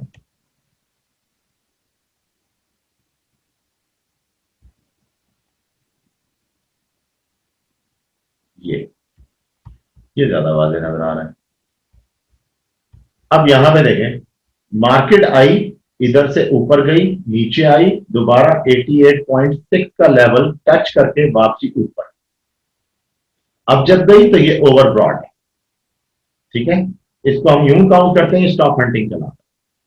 सही है, उसके बाद जब मार्केट ने ये फेज लेना शुरू किया, अब मैं इसको गिनूंगा, तो ये पहला इसने लिया 38.2 पे, तो ये लिया, अभी तक एक्सटेंशन नहीं लगी। क्यों, जब तक ये पार्ट पूरा का पूरा ये इसको ओवरलैप नहीं कर लेता, 113 या 127.2 पे आके वापसी रिटर्न नहीं कर लेता, जब तक समझ ले कि सी पार्ट स्टार्ट नहीं हुआ है। और ये करेगा, तो जब ये डाउन करेगा मार्केट को, तो ये फिर 161.8 एज पर मार्केट कंडीशन, जो उसके फंडामेंटल कंडीशन होंगे। अगर ज्यादा बूस्ट हुई तो ये 261.8 भी एक्सटेंशन कर सकता है। तो हम कहेंगे कि हाँ, ये पूरी की पूरी अब एक वेव रिट्रेस हुई। अच्छा, अब हम आगे बढ़ते हैं। अब हम एक काम करते हैं, एक लास्ट एग्जांपल मैं इस पार्ट की ले लूंगा। वो किस तरह के, हमारे पास टाइम भी बहुत शॉर्ट है, 1 मिनट का टाइम है, और अभी फिर वो 1 मिनट के अंदर मैं इसको समझा नहीं सकूंगा, तो बेहतर है कि मैं रुक जाता हूँ, मैं नेक्स्ट सेशन लगा लेता हूँ। हम इस सेशन को क्लोज करके दोबारा रिज्वाइन कर रहे हैं यहीं से। ठीक है, ताकि हमारा टाइम सेव हो जाए। अब हम इस जो करंट पार्ट था H4 का, उस पर बात कर रहे हैं। अब आपको बेस की भी समझ आ गई, फिबोनाची कैसे लगाना है, ये सारा कुछ आ गया समझ में। तो अब हम एक काम करते हैं, अब ये पार्ट जो था इसका, ये ए पार्ट बना, और ए पार्ट बनने के बाद बी पार्ट बना। सबसे पहले ये जो ए पार्ट बना इसका, इस ए पार्ट के बाद बी को देखते हैं कि बी कहां तक आ रहा है। हमने क्या किया, इसको ड्रैग किया,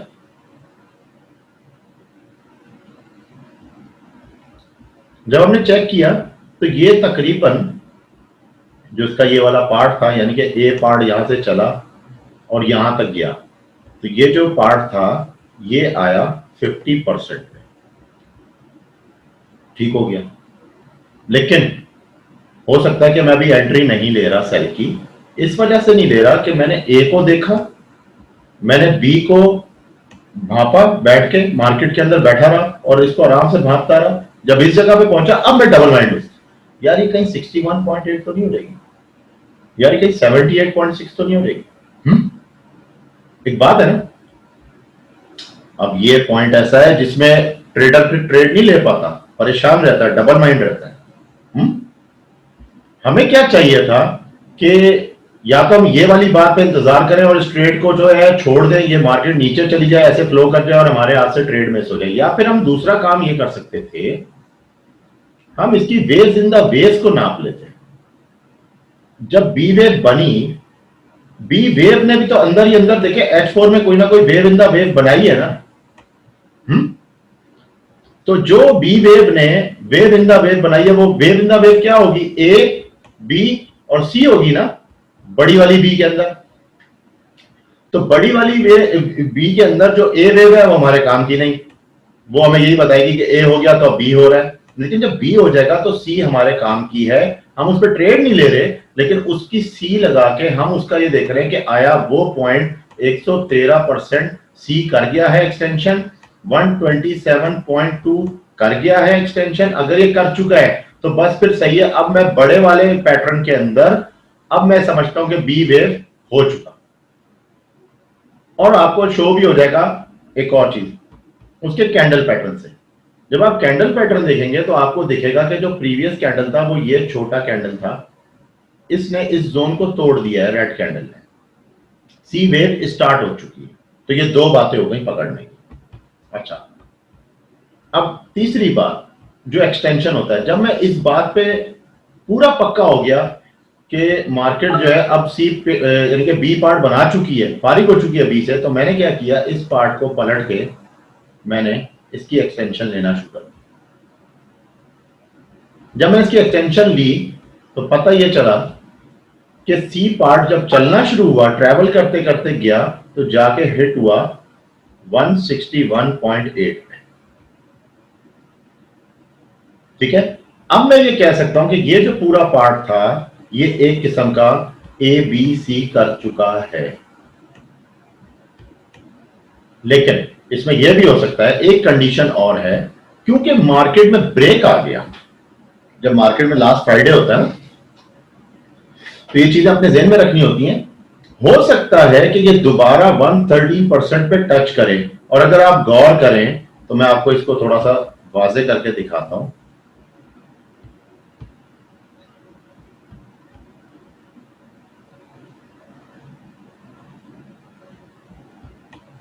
मार्केट यहां पे 113% को भी क्रॉस कर गई है इस जगह पे। क्या बात है, पेन क्यों नहीं आ रहा? इस जगह पे 113% को क्रॉस कर गई है। सही है, हो सकता है कि क्योंकि ये, अब देखें, अभी भी मैं इंतजार में कि शायद मुझे कोई ऐसी बात करे, लेकिन अब तक किसी ने की नहीं है। जब आप इसको वेव इन द वेव देख रहे हो इस शक्ल में, और ये बता रहा है कि आपको ये 5 हुई है, और जब ये ऊपर गई है इस तरह करके, तो ये यूं करके यूं गई है, तो ये एबीसी हो गया। एबीसी वाला जब इसने सी बनाया तो सी के अंदर भी तो देखें एक, ये देखें ये 5 वेव मारी इसने, मारी है ना। इसका मतलब ये क्या बना, ये 535 बन गया, 161.8 वैसे ही हो चुका है। तो मार्केट अब क्या करेगी, इस पूरे पार्ट को अगर एक खाली ए पार्ट ले लूं मैं करेक्शन का, सही है, ये करेक्शन कौन सी है, ये जो करेक्शन इतनी बड़ी चली थी, ये करेक्शन कौन सी थी, ये तो खाली ए वेव थी। जो कि मार्केट मेकर ने किया क्या कि बजाय आपको यूं दिखाने के, उसने कर दिया यूं यूं यूं यूं, ऐसे कर दिया। ठीक है, कहलाएगी ये वेव। सही। अच्छा, बी वेव थी वो इसमें गायब हो गई, नजर ही नहीं आई। क्यों नहीं नजर आई, जब आप इस वेव को सही से समझेंगे तो आपको बी मिलेगी कि बी उसने फिर बीच में डाल दिया और बी को कर दिया ओवरलैप। एडवांस थ्योरी में बी इंटरमीनिंग कैंडल होता है, ओवरलैप मार जाता है। और जब सी पार्ट शुरू होने लगा तो सी में भी तो एबीसी होगी, तो सी पार्ट का जो ये पार्ट है, ये पूरा पार्ट ए पार्ट कहलाता है। और अब जो होगा वो आगे बी पार्ट होगा। मैक्सिमम 61.8 या 50 तक जा सकता है। उसके बाद फिर ये दोबारा जब ये बी पार्ट कर लेगा अपना, अब बी पार्ट ये किस तरह करता है, ये इसकी मर्जी है, ये इसकी मर्जी है।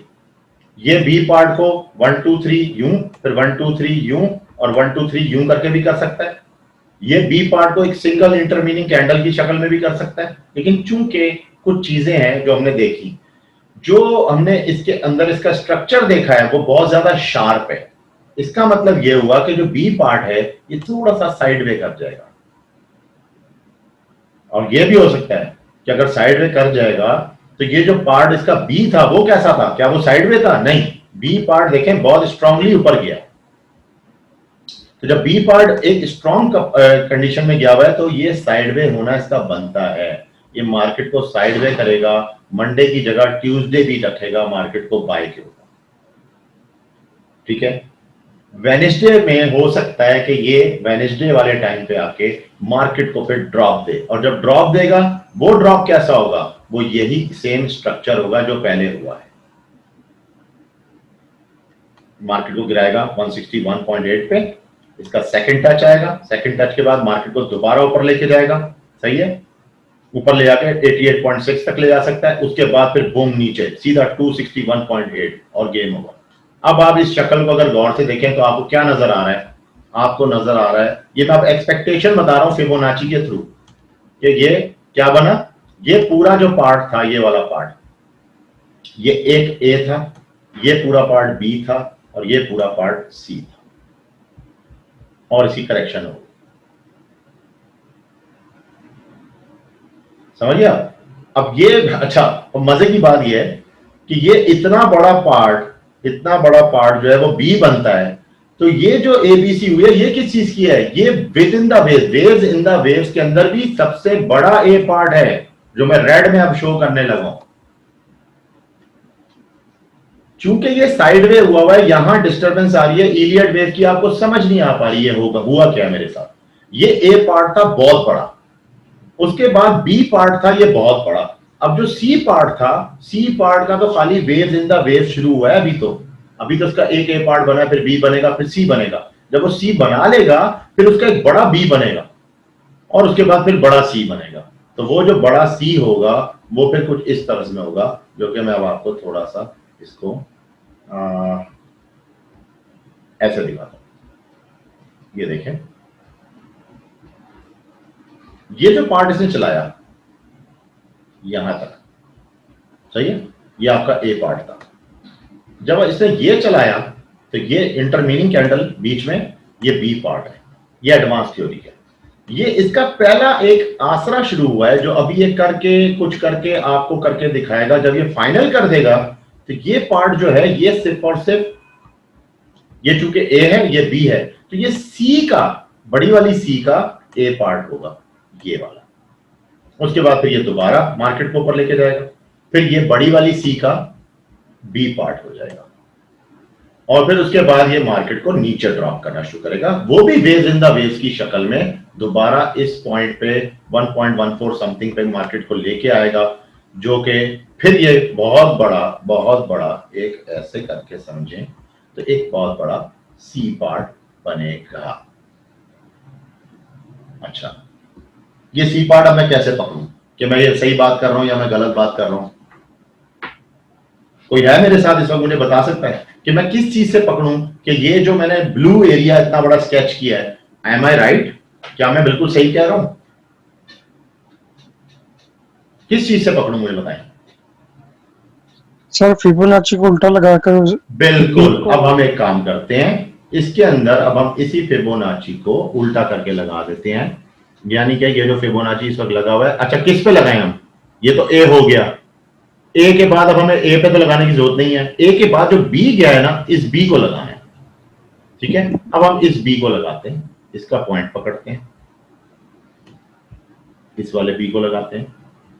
देखें जी, फिर मैं क्या बात कर रहा था, मार्केट किधर आनी चाहिए,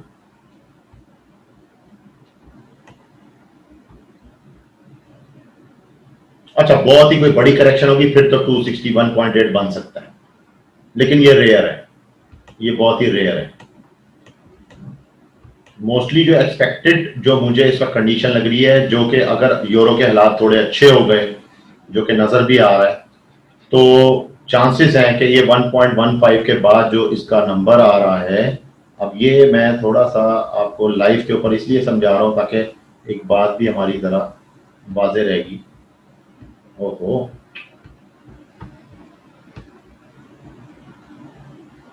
ये बनता है 1.15594 का पार्ट बनता है, जो कि इसकी एक्सपेक्टेशन है। और अगर ये यहां नहीं जाती, यहीं से टर्न कर जाती है तो 1.164 तो इसका नंबर बनता ही बनता है। लेकिन जहां तक मेरा ख्याल है 1.146 समथिंग का कोई नंबर बनेगा, क्योंकि मार्केट में जो बूस्टिंग आई थी स्ट्रेट अवे, उससे पहले मार्केट बहुत साइडवे थी, वो आई थी इस पार्ट के ऊपर। तो जहां से ये कैंडल स्टार्ट हुआ है इधर से, जब हम इसको देखते हैं तो ये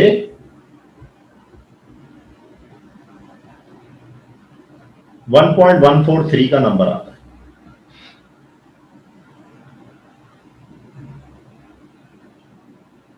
अच्छा, अब एक बात और है, अगर ये यहां पे आता है, और क्योंकि अभी हम एक्सपेक्टेशन के ऊपर बात कर रहे हैं, ठीक है, यहां पे अगर आता है तो 261.8 पूरा क्यों नहीं मारता? वजह, जब इतनी बड़ी मूव होती है, कितने लोग तैयारी में होंगे कि अब फिफ्थ वेव को पकड़ें? कोई फिफ्थ वेव को छोड़ेगा? उसकी कोशिश होगी 2-4 महीने के लिए लगा दो लॉन्ग टर्म पे, जबरदस्त मेथड हमारे हाथ में आ गया है, तो उससे बचने के लिए वो कोशिश करेगा इस वाली कैंडल से ही मार्केट को रिवर्स कर देगा 1.143 से, नीचे लाएगा ही नहीं, क्योंकि नीचे सारे पेंडिंग ऑर्डर्स लगे होंगे, वो उनको क्लिक ही नहीं करेगा और मार्केट को ले जाएगा आगे की तरफ।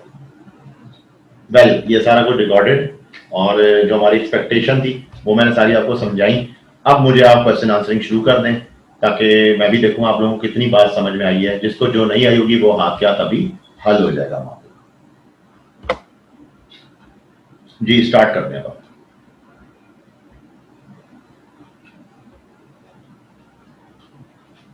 जी, क्वेश्चन आंसरिंग करें। कमाल भाई, ये मुझे समझना है इस बात को कि ये बड़ी वेव गई है, ये 4 आवर में है। अगर इसे हम H1 पे देखें और H5 M5 में देखें, तो फिर इसे किस नजरिए से देखेंगे हम? इसी वेव को देखें। पहली बात तो एक चीज समझने की है, बड़ा पोलाइटली, यार इतनी बड़ी वेव को अगर मैं M5 में देखूं, क्या ये मुझे दिखेगी? नहीं, H4 का टाइम पीरियड है, 4-4 घंटे की एक कैंडल है, एक 4 घंटे में कितने M5 होते हैं? मैं अगर यहां से भी देखना शुरू करूं, शायद मैं ये पार्ट देख पाऊं, बहुत मुश्किल से, मेरा पेज ही इतना सा है। ठीक है कि नहीं? इसको यूं समझें। अच्छा, अब इसी के अंदर मैं आपको एक और चीज समझाता हूं। अब हम थोड़ा सा वेव्स इन द वेव्स को समझने की कोशिश करते हैं। ये जो पार्ट है इसी को थोड़ा सा डिस्क्राइब कर देता हूं मजीद आपको, ठीक है? इस पार्ट को मैं कर रहा हूं H1 पे कन्वर्ट। अब आपको वाजे नजर आ रहा है क्या हुआ है? जी। अच्छा, अब इसका एक और पार्ट लेते हैं। ये जो ए पार्ट हुआ था, इसमें इसने किया क्या था? इलियट की कौन सी एडवांस थ्योरी इसने यहां पे लगाई थी? यहां पे इसको अगर आप देखें तो इसको कहते हैं बेयरिश फ्लैग। जब बेयरिश फ्लैग आता है तो कैंडल्स इस तरह की आती है, और ये भी एक करेक्शन पार्ट है। क्योंकि ये इस तरह करके बी बना रहा था, इसने क्या किया, इसको हम एक लफ्ज और भी कहते हैं जिसको कहते हैं राइजिंग वेज के नाम से, राइजिंग वेज, और एक होता है फॉलिंग वेज। अच्छा, अब एक पार्ट आप यहां पे देखें तो इसने यहां क्या किया, ये पार्ट देखिएगा, ये यूं ले गया और ये यूं ले गया। जब इसने राइजिंग वेज दिखाया, सही है, यहां पे सॉरी, ये था, ये वाला जो था ये फॉलिंग वेज था, सॉरी ये फॉलिंग वेज था, ये फॉल दिखा रहा है, ये राइजिंग वेज है। यहां पे आके इसने क्या दिखाया, राइजिंग वेज। तो राइजिंग वेज में भी उसने फिर वही कंडीशन ही दी दोबारा। तो करेक्शंस में फर्क करता है, क्या करता है? एक इंपल्सिव वेव, एक करेक्शन वेव में भी जब एबीसी बनाता है तो वो क्या करता है, अगर वो इस वाले पार्ट के अंदर उसने करेक्शन ऐसा दे दिया हुआ है, लेट्स सपोज कि साइड वे है, तो वो क्या करता है, वो नेक्स्ट करेक्शन को फिर ऐसे देता है, ठीक है? और अगर उसने पहली करेक्शन ही ऐसे निकाली है तो वो नेक्स्ट करेक्शन पे क्या करता है, ऐसे दे देता है। क्योंकि वो क्या करता है कि वो आपकी हमेशा जो स्क्रीन में एक्सपेक्टेशन होती है ना, वो प्रीवियस मार्केट की हरकत को देख के हो रही होती है, जिसको हम प्राइस एक्शन कह रहे होते हैं, और ये उसको भी पता है कि प्राइस एक्शन को भी नोटिस कर रहे हैं। ठीक है, तो मैंने क्या करना है, टाइम को लैगिंग कर देता हूं। जब मार्केट में आप ये चीज देखोगे साइड में हुई हुई, और यार अभी बस इतना बहुत था, अब इससे आगे मैं ट्रेड नहीं करूंगा, तो उसको भी पता है लोग ट्रेडिंग छोड़ देंगे, क्योंकि उन्होंने ये चीज देख ली हुई है। करेक्शन पार्ट में कौन ट्रेड करेगा एक दिन के लिए, वो छोड़ देगा, वो एकदम फॉल कर देगा, उसका काम हो गया। और जब वो एकदम फॉल करता है इस पोजीशन पे, तो जब लोग देखते हैं ओ सेकंड पार्ट पे तो बड़ा डीप फॉल मारा है, फोर्थ पकड़ूंगा मैं, तो वो फोर्थ को साइड में कर देगा, लो आप पकड़ के दिखाओ।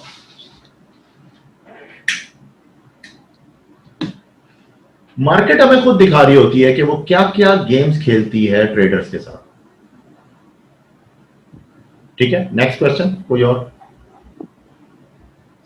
सर ये वेव को देखने के लिए H1 या H4 या D1 को इस्तेमाल करना चाहिए ज्यादा? नहीं, देखें, इलियट वेव का कोई भी लिमिट नहीं है। इलियट वेव की इसलिए लिमिट नहीं है कि आप अगर इलियट वेव को डेली पे देखना चाहते हैं, वो आपको डेली पे भी दिखाएगा।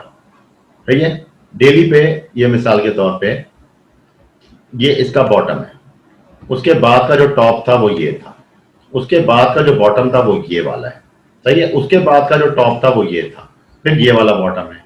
ठीक है ना, तो मैं इससे सिंपल इसको डिजाइन कर जाऊंगा कि ये देखें, ये इसने ली फर्स्ट वेव, फर्स्ट वेव के बाद जब वो आया सेकंड में, तो सेकंड उसने ली ऐसे, क्या कर दी, साइड वे कर दी।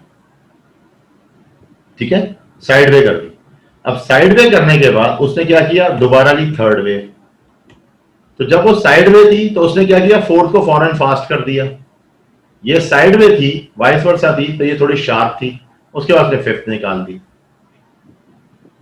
अब जो फिफ्थ वेव निकाला, हमें इसका वेव इन द वेव को देखना है अंदर, सही है, वो हमने देखा। जब हमने वो देखा, तो जो पिछले वीक में हमने ट्रेड किया है, जिसके अंदर हमारे ज्यादातर सेल थे और बड़े कामयाब गए हैं, वो इस एबीसी की वजह से गए थे, क्योंकि हम इलियट वेव थ्योरी के मुताबिक चल रहे थे।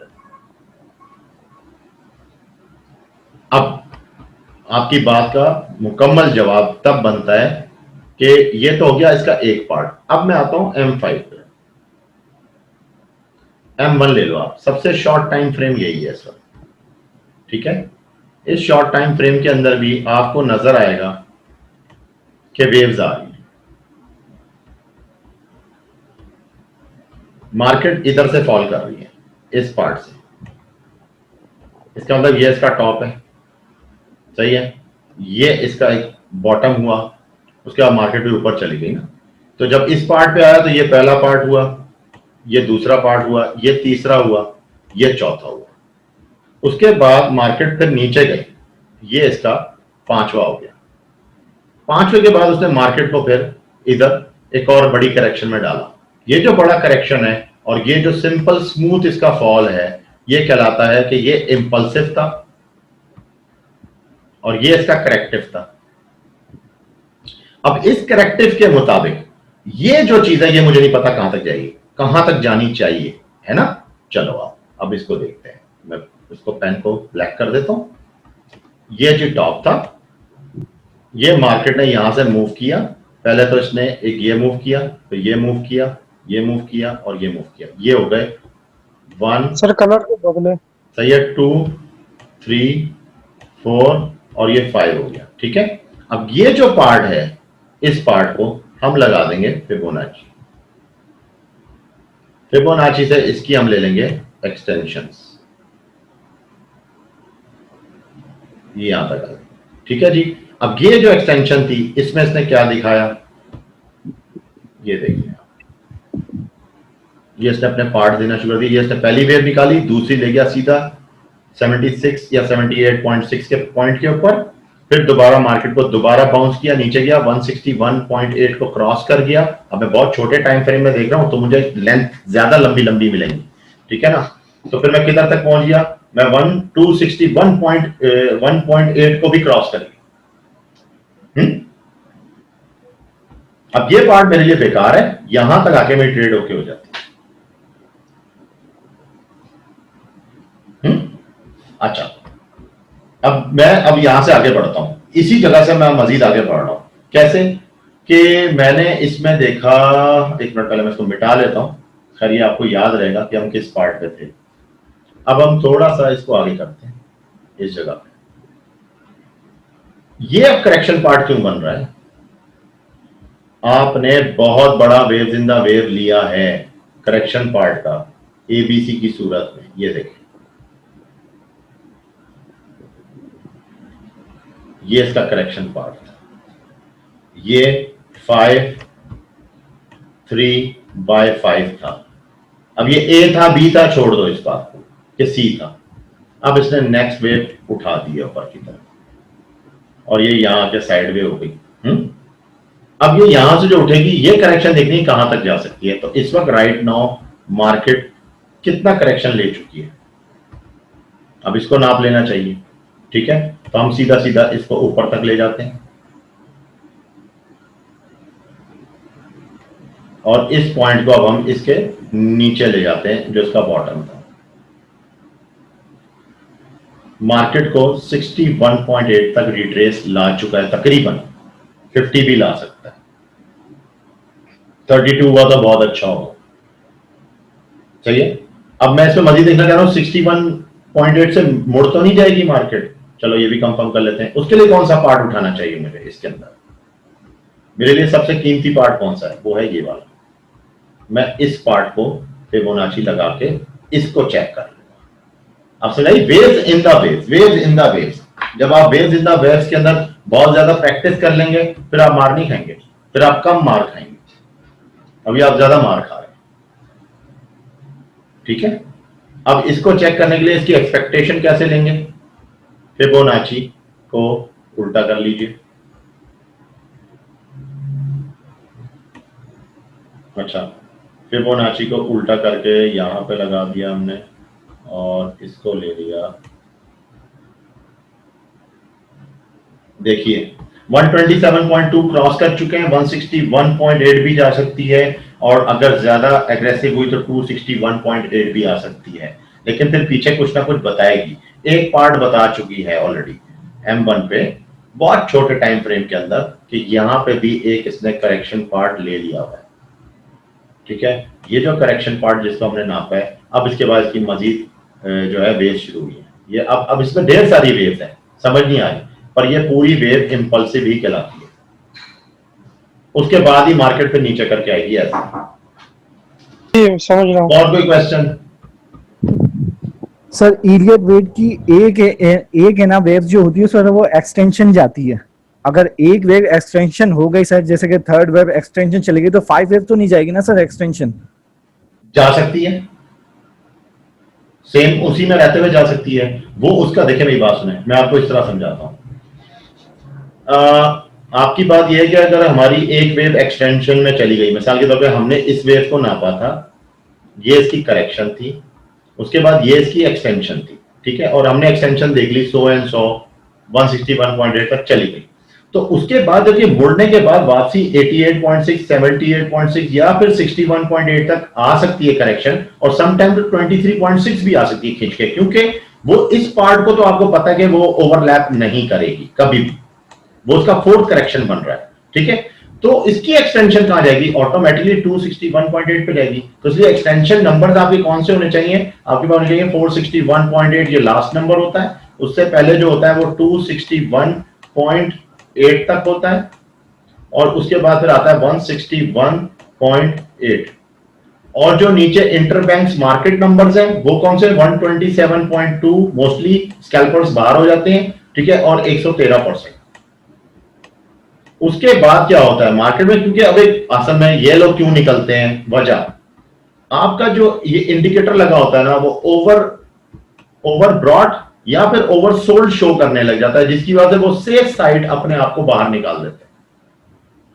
ठीक है, लेकिन हम जैसे ट्रेडर उसके बाद उसकी जो ओवर सोल्ड के बाद भी हमें पता है मार्केट मेकर अभी भी मार्केट को उठा के ही रखेगा, वो फिर ये चीजें अचीव कर लेते हैं। लेकिन इसके लिए फिर बहुत ज्यादा है कि अगर मिसाल है कि इसको मैं कैसे आपको बयान करूं कि 100% में से 20% ऐसे होते हैं जो इसको अचीव करते हैं। और 80% में मुझ जैसा बंदा भी शायद 10 दफा सोचेगा कि मैं क्यों जा रहा हूं, क्यों यार, छोड़ो, एक दो दिन रुक जाओ, उसके बाद देखते हैं। मार्केट को इजी मार्केट में ट्रेड करनी है, फंसी हुई मार्केट में ट्रेड नहीं करनी। जब बता रहे टीडीआई कि वो 68 पे आ चुका है, फिर क्या जरूरत पड़ी है इसमें मजीद बाय लगाने की? अब आप मेरे कॉन्सेप्ट को समझ रहे हैं कि मैंने किस तरह से आपको सारे लेवल जोन्स बिल्कुल बताए? सर। अच्छा जी, और कोई नेक्स्ट क्वेश्चन? सर एक और बात, अगर सर हमें वेव इन द वेव देखनी होगी H1 की, तो हम M15 में जाएंगे सर, M13 में नहीं जाएंगे सर? मैं M30 में भी जा सकते हो, लेकिन M15 ज्यादा अच्छा बता देगा ना। M30 थोड़ा बारीकी से बताएगा। देखो, आप मजीद एक चीज को जब खोलते हैं, एक्सपेंड करते हैं ना, अगर एक वीडियो है या कोई तस्वीर है, मोबाइल में एक्सपेंड करेंगे तो थोड़ी सी खोलेंगे या ज्यादा मजीद खोल लेंगे? सर ज्यादा मजीद, है ना। वो देखो, साफ आप H1 पे है मिसाल के तौर पे, ये H1 है, ठीक है जी। अच्छा, H1 पे वेव्स इन द वेव्स निकालनी है मुझे इसकी। अच्छा, मिसाल के तौर पे एक पार्ट मैं आपको ऐसा लेता हूं, जैसे अब ये वाली वेव थी, ये वाली वेव थी जिसको हम ट्राइंगल भी कहते हैं, सही है। ये ट्राइंगल करेक्शन है, WXYZ वाला। इसको मैं लेना चाहता हूं M15 पे। तो M15 पे मैं इसको, अब ये देखें, M15 पे पहला फॉल, ये दूसरा फॉल, ये देखें, ये जो पार्ट आया था ये इसका मजीद खुल गया। अब जो इसका W था, वो W तो ये था, वो W 3 वेव की शक्ल में है। ये यहां पे भी बता रहा है कि 3 वेव है। इसी तरह W का जो X बना वो इस तरह बना, ठीक है। उसके बाद देखें, ये चीज मजीद ऊपर टॉप पे नहीं गई, तो इसलिए इसमें काउंट नहीं होगी, ये जगह इसमें काउंट नहीं होगी, क्योंकि इससे ज्यादा टॉप एक्सटेंड नहीं हुई। उसके बाद ये डायरेक्ट ये टॉप काउंट होगा, तो ये भी 3 में था, ठीक है।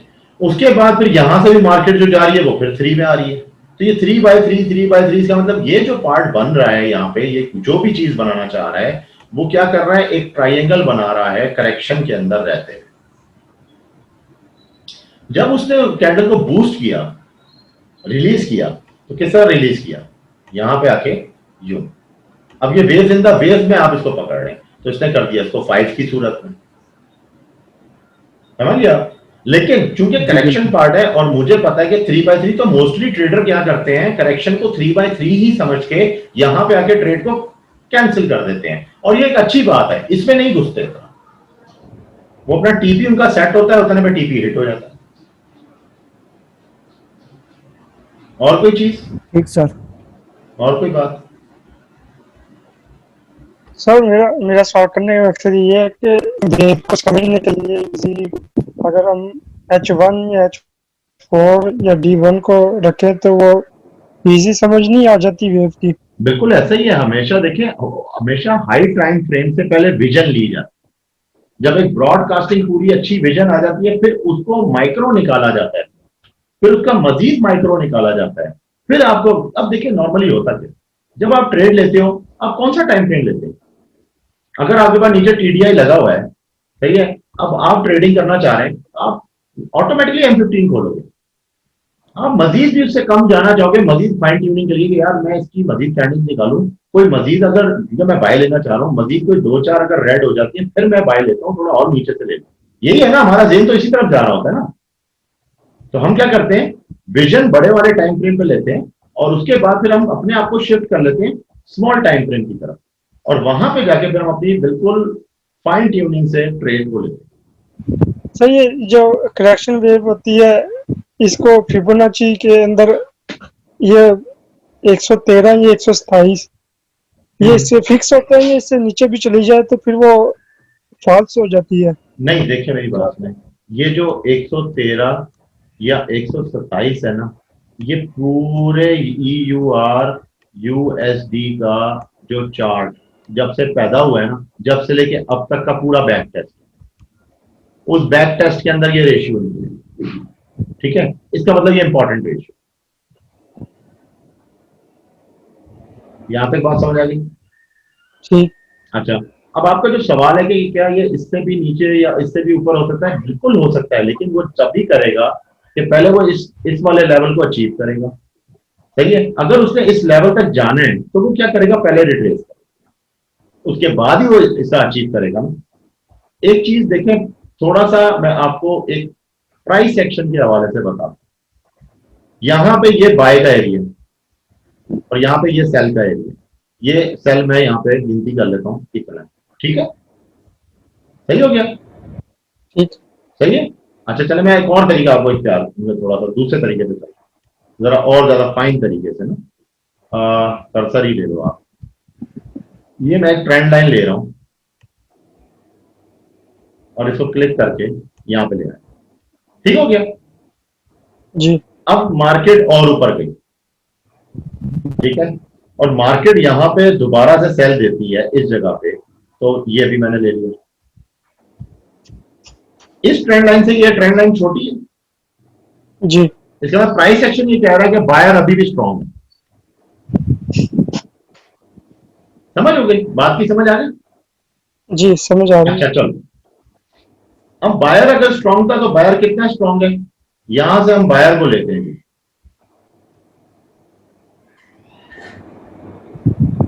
ये आ गया बायर, ठीक है, और अब हम लेते हैं सेल की करेक्शन, यहां से लेके यहां तक की। अब ये सेल की करेक्शन कितनी बड़ी है, बाहर से बड़ी है। तो प्राइस एक्शन क्या बता रहा है, बाय पे रहना चाहिए कि अब सेल लगा देना चाहिए, मार्केट फॉल हो गई। यह है प्राइस एक्शन का तरीका। टॉपिक नहीं था लेकिन खैर मैं इसमें इंक्लूड कर दिया है, तो थोड़ा बहुत देखिए, कुछ चीजों को साथ लेके चलना, जब तक इन सब चीजों को साथ लेके नहीं चलेंगे मसला का हल नहीं होगा। अब सर, अगर थोड़े मैं एक ही सामने स्ट्रेटेजी को फॉलो करता हूं तो फिर आप यकीन करें कि अभी भी वो 50% अंधेरे में बैठा, 50% वो सिर्फ और सिर्फ अपनी स्ट्रेटेजी के बल पे जी रहा है। समझे मेरी बात? इन सब की प्रैक्टिस करना बहुत जरूरी है। फिबोनाची जैसे एक टूल के तौर पे आपको मैंने टूल समझा दिया, उसकी एक्सपेक्टेशन कैसे होती है, वेव्स के ऊपर कैसे उसका एनालिसिस करना है, लेकिन साथ साथ जो इलियट वेव थ्योरी थी उसको भी एक्सप्लेन कर दिया, और उसके जो एडवांस मेथड थे उनको भी बीच में रख के जो काम की बात थी वो मैंने आप तक पहुंचा दी। और इसके अलावा कोई बात? सर अभी ये तो नहीं है, ये जो टॉपिक है ना, आपकी आवाज बहुत कम है, थोड़ी आवाज बढ़ा दें, बिल्कुल कुछ समझ नहीं। अस्सलाम वालेकुम। अभी ठीक है सर? थोड़ा या तो थोड़ा जोर से बोलें ताकि आवाज आ जाए। अभी ठीक है सर? जी अब आई, अब सही है। मैं कह रहा हूँ सर, ये इलेक्ट्रॉन ने थोड़ा सा कंफ्यूज किया मुझे, मैं इसको 2-3 बार देखूंगा फिर मेरे पास, क्योंकि बाकी जो टाइम फ्रेम वगैरह जो लॉजिक वगैरह वो तो समझ है, लेकिन ये व्यू, क्योंकि मैंने जो व्यू पढ़ी है जिस तरह, और तो हम बाई के लिए जो है ना नीचे से जो है ना वो लगाते थे, और सेल के लिए ऊपर से नीचे की तरफ लगाते। बिल्कुल, मतलब है कि नीचे, मतलब है कि वो मतलब है कि अगर बहुत ज्यादा बुलिश है तो 38.2 से उठती थी, अगर इससे कम है तो 50 पे, फिर 16 पे, ऐसे 78.6 पे, इस तरह ऊपर से। लेकिन अभी ये वेव की काउंटिंग है, ये तो मुझे थोड़ा सा कंफ्यूज कर रहा है। मैं अभी कंफ्यूजन अभी इसी चार्ट पे रहते हुए क्लियर कर देता हूँ। ये देखिए, आप ये कहते हैं कि मैंने इसका जब सेल लेना होता था तो मैं इसको ऊपर से लेकर नीचे लगाता हूँ यूं, ठीक है, ऐसे, सही है ना? ये एक मिनट सर, ये उस वक्त लगाते थे जब वो ये स्ट्रक्चर ब्रेक करता था, अभी जो इस तरह स्ट्रक्चर ब्रेक, ये यूं लगा दिया करते थे, उसके बाद फिर हम देखते थे अब ये कितनी मजीद ऊपर जा रही है फिबो पे, ऐसे। बिल्कुल बिल्कुल। अच्छा, अच्छा, अब आप क्या करेंगे, अब आप थोड़ा सा काम थोड़ा मुख्तलिफ करेंगे। वो क्या करेंगे, आपने ये नहीं करना, अब आपने दूसरे तरीके से चलना है। मिसाल के तौर पे मैं अभी पीछे तक चार्ट पे नहीं जा सकता, तो इसलिए मैं जरा छोटी वेव भी हो सकता है ले लूं।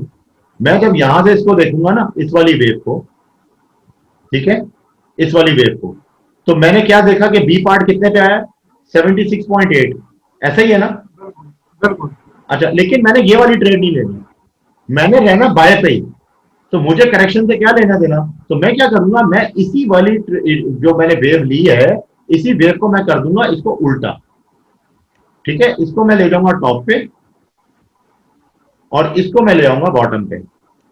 अब मुझे क्या लेना देना इस वाली ट्रेड से, ये एक मिनट मैं ऐसे कर लेता हूं, ये ऐसे, ये देखो,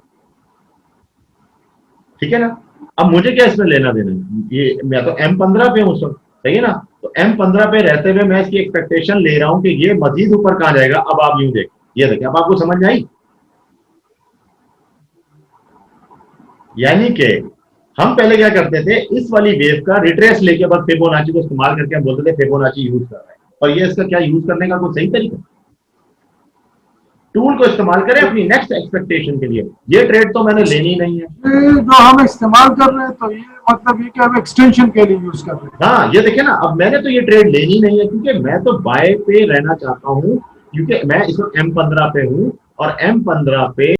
अच्छा जी, अब मैं उस पॉइंट को जो सैफ भाई ने किया है और उसको बिल्कुल अब आपको फाइन तरीके से समझाता हूं।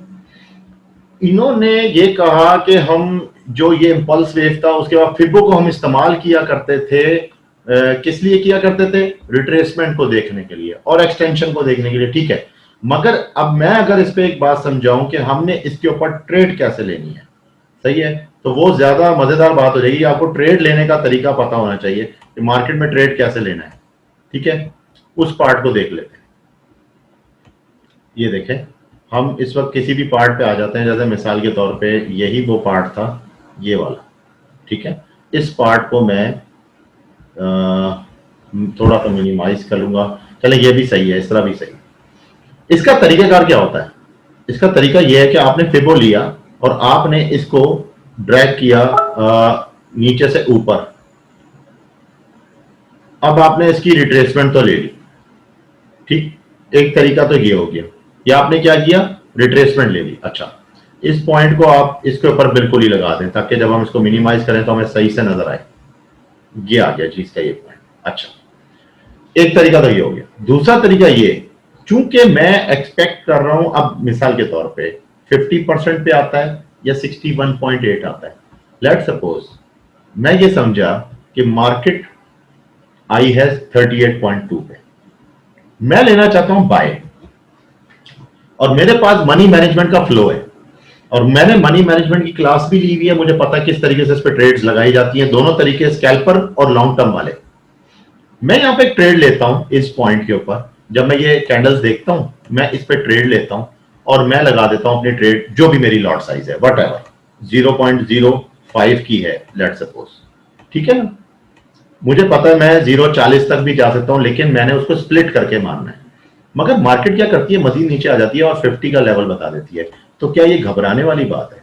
कोई बात नहीं, वो ट्रेड वहीं फ्लो कर रही होगी, मैं यहाँ पे दरमियान में मजीद ट्रेड्स नहीं लगाऊंगा। मैं जब ये लेवल हिट हो जाएगा तो फिर एक और 0.05 लगा दूंगा, क्योंकि एक्सपेक्टेशन तो अभी भी मेरी आगे की है। अब ये तो हो गई एक बात। अब आ जाते हैं दूसरी बात पे कि जो एक्सपेक्टेशन थी एक्सटेंशन की, वो कैसे लूं मैं? उसके लिए तरीका ये है, मैं इसी वेव के ऊपर, ये जो वेव लगी हुई है इसी के ऊपर मैं एक और नीचे से लेके ऊपर की तरफ अगर जाता हूं तो क्या बनता है? 0 की तरफ आऊंगा। मैं इसको अब लगा दूंगा उल्टा। एक मिनट, मुझसे ये हट गया, सॉरी, थोड़ा सा मेरा माउस प्रॉब्लम कर रहा है। ये आ गया पहला पॉइंट, मैंने यहां पे ट्रेड्स लेना शुरू कर दी। अब मैं आ रहा हूं दूसरे पॉइंट के ऊपर और मैंने क्या किया, इसी के ऊपर एक पॉइंट ऐसे स्केच कर लिया, थोड़ा सा यूं करके, ताकि मुझे जरा अंदर या ऐसे करके यूं। अब ये रेड और ब्लैक हो गया कुछ इस तरह से करके। अब आप इसको जरा सा यूं करके देखें तो आपको पता लगेगा कि हम किस जगह पे थे। हम थे कुछ इस जगह पे, ये हमारे फिबो लगे हुए, यहां पे हमने ट्रेड्स लेना शुरू की थी, ठीक है। नॉर्मल फिबोनाची लगा के हमने यहां पे ट्रेड ली इनके ऊपर 0.05 की, मार्केट नीचे चली गई, कोई बात नहीं, हमने फिर उस लेवल पे एक और ट्रेड लगा दी। अब 2 ट्रेड्स हैं हमारे पास और मार्केट रिवर्स हो गई। जब मार्केट ने इसको, इस एरिया को 100% कर दिया ब्रेकआउट, तो मार्केट का हमें पता लगा कि मार्केट अब ऊपर ही जाएगी। ये पहली निशानी थी। दूसरी निशानी ये हुई कि ये तो था ब्रेकआउट। उसके बाद मार्केट ने रीटेस्ट कर लिया। जब मार्केट ने इस जोन को रीटेस्ट करके दोबारा अपने आप उठाया, आपने यहां पे एक और ट्रेड दे दी, ठीक है। अब आप जा रहे हैं, एक्सपेक्टेशन किधर जा रही है आपकी? जा रही है सबसे पहले 113 पे, फिर जा रही है किधर? 127.2 पे, और उसके बाद आप देखें एग्जैक्ट 161.8 से मार्केट फॉल कर गई नीचे की तरफ। तो ये एक बड़ा सिंपल मेथड है। जो सैफ भाई का जो क्वेश्चन था वो बहुत अच्छा क्वेश्चन था, इसीलिए मैंने बोला कि सेशन क्लोज हुआ है, कोई बात नहीं, एक और सेशन करके मैं कम से कम एटलीस्ट ये भी रिकॉर्ड करवा दूंगा। और कोई क्वेश्चन? अब आप अपने माइक खोल लें। तो सर ये तो क्लियर हो गया, मतलब है कि रिप्लेसमेंट एक्सटेंशन पर तो क्लियर हो गया। अभी क्लियर हो अभी गया, तो- आपको मेरा ख्याल कंफ्यूजन नहीं रहेगी इसके अंदर ना। तो क्लियर हो गया, हाँ अभी क्लियर हो गया सर, बिल्कुल Clear? क्लियर हो गया। अभी एक क्वेश्चन है मेरा कि जो बॉटम से जो वेव शुरू हुई थी, या चलो मैं ऊपर से जो वेव शुरू हुई है, ठीक है सर, बिल्कुल टॉप से, सही। और उसने अपना जो पिछला, मैं अपना तरीका थोड़ा सा बताता हूँ सर, थोड़ी सी गलती हो तो आप सिर्फ निकाल दीजिएगा।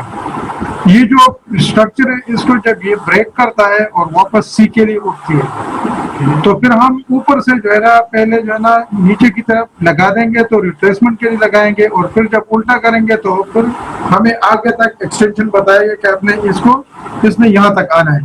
ठीक है, ठीक है, सही है। गलती आप पता है क्या कर रहे थे? गलती कुछ भी नहीं कर रहे थे आप सिर्फ इतना कर रहे नहीं, थे। मैं कंफ्यूज हो गया था, मैं इसलिए खामोश था, मैंने कहा वीडियो देखूंगा तो हाँ क्वेश्चन देखें, रेज करूंगा। आप क्या कर रहे थे, आप जब ये कर लेते हैं ना तो आप इसका फेबो लेते हैं। अच्छा, जो ये जो फेबो लेते हैं तो आप इस पे उल्टे चलते हैं, इसका आप ले लेते हैं बाय, यानी कि मिसाल के तौर पर सेल आई, आपने इसको बाय लिया, ये तो फेबो के मुताबिक हो गया। लेकिन अगर आप इसी फेबो को उल्टा लगाएं इसी वेव के ऊपर, तो ये आपको अगला हिस्सा भी बता देगी। तो अगला हिस्सा लेना ज्यादा जरूरी है या ये हिस्सा? अभी क्लियर हो गया सर, क्लियर हो गया ना? अब आपकी ट्रेडिंग स्टाइल एकदम चेंज हो जाएगा। अब ऑटोमेटिकली क्या करेंगे आपको पता है कि क्योंकि ये रिट्रेसमेंट के अंदर इसके लेवल है 38 है मोस्ट कॉमनली, उसके बाद फिर 38 के बाद क्या आ जाता है 50 के बाद आ जाता है 61.8, ये गोल्डन रेशियो कहलाता है। अब ये एक कॉमन ट्रेडिंग एरिया है, इसमें अगर 38 पे मैंने लगा दी ताकि ट्रेड मेरे हाथ से ना निकले तो कोई बात नहीं, लेकिन अगर नीचे आ गई 50 पे तो एक और लगा दो। आप लगा तो कम से कम एक सही जोन पे लगा रहे हैं ना। आप ये तो नहीं कर रहे कि आपने इस कैंडल पे इधर भी ली इधर भी ले ली, आपने प्रॉपर एक जोन पकड़ा, वो थोड़े से जोन उससे चेंज किया, आपने ये जोन भी पकड़ लिया, फिर आपने ये जोन भी पकड़ लिया, तो ये कोई बुरी बात नहीं है।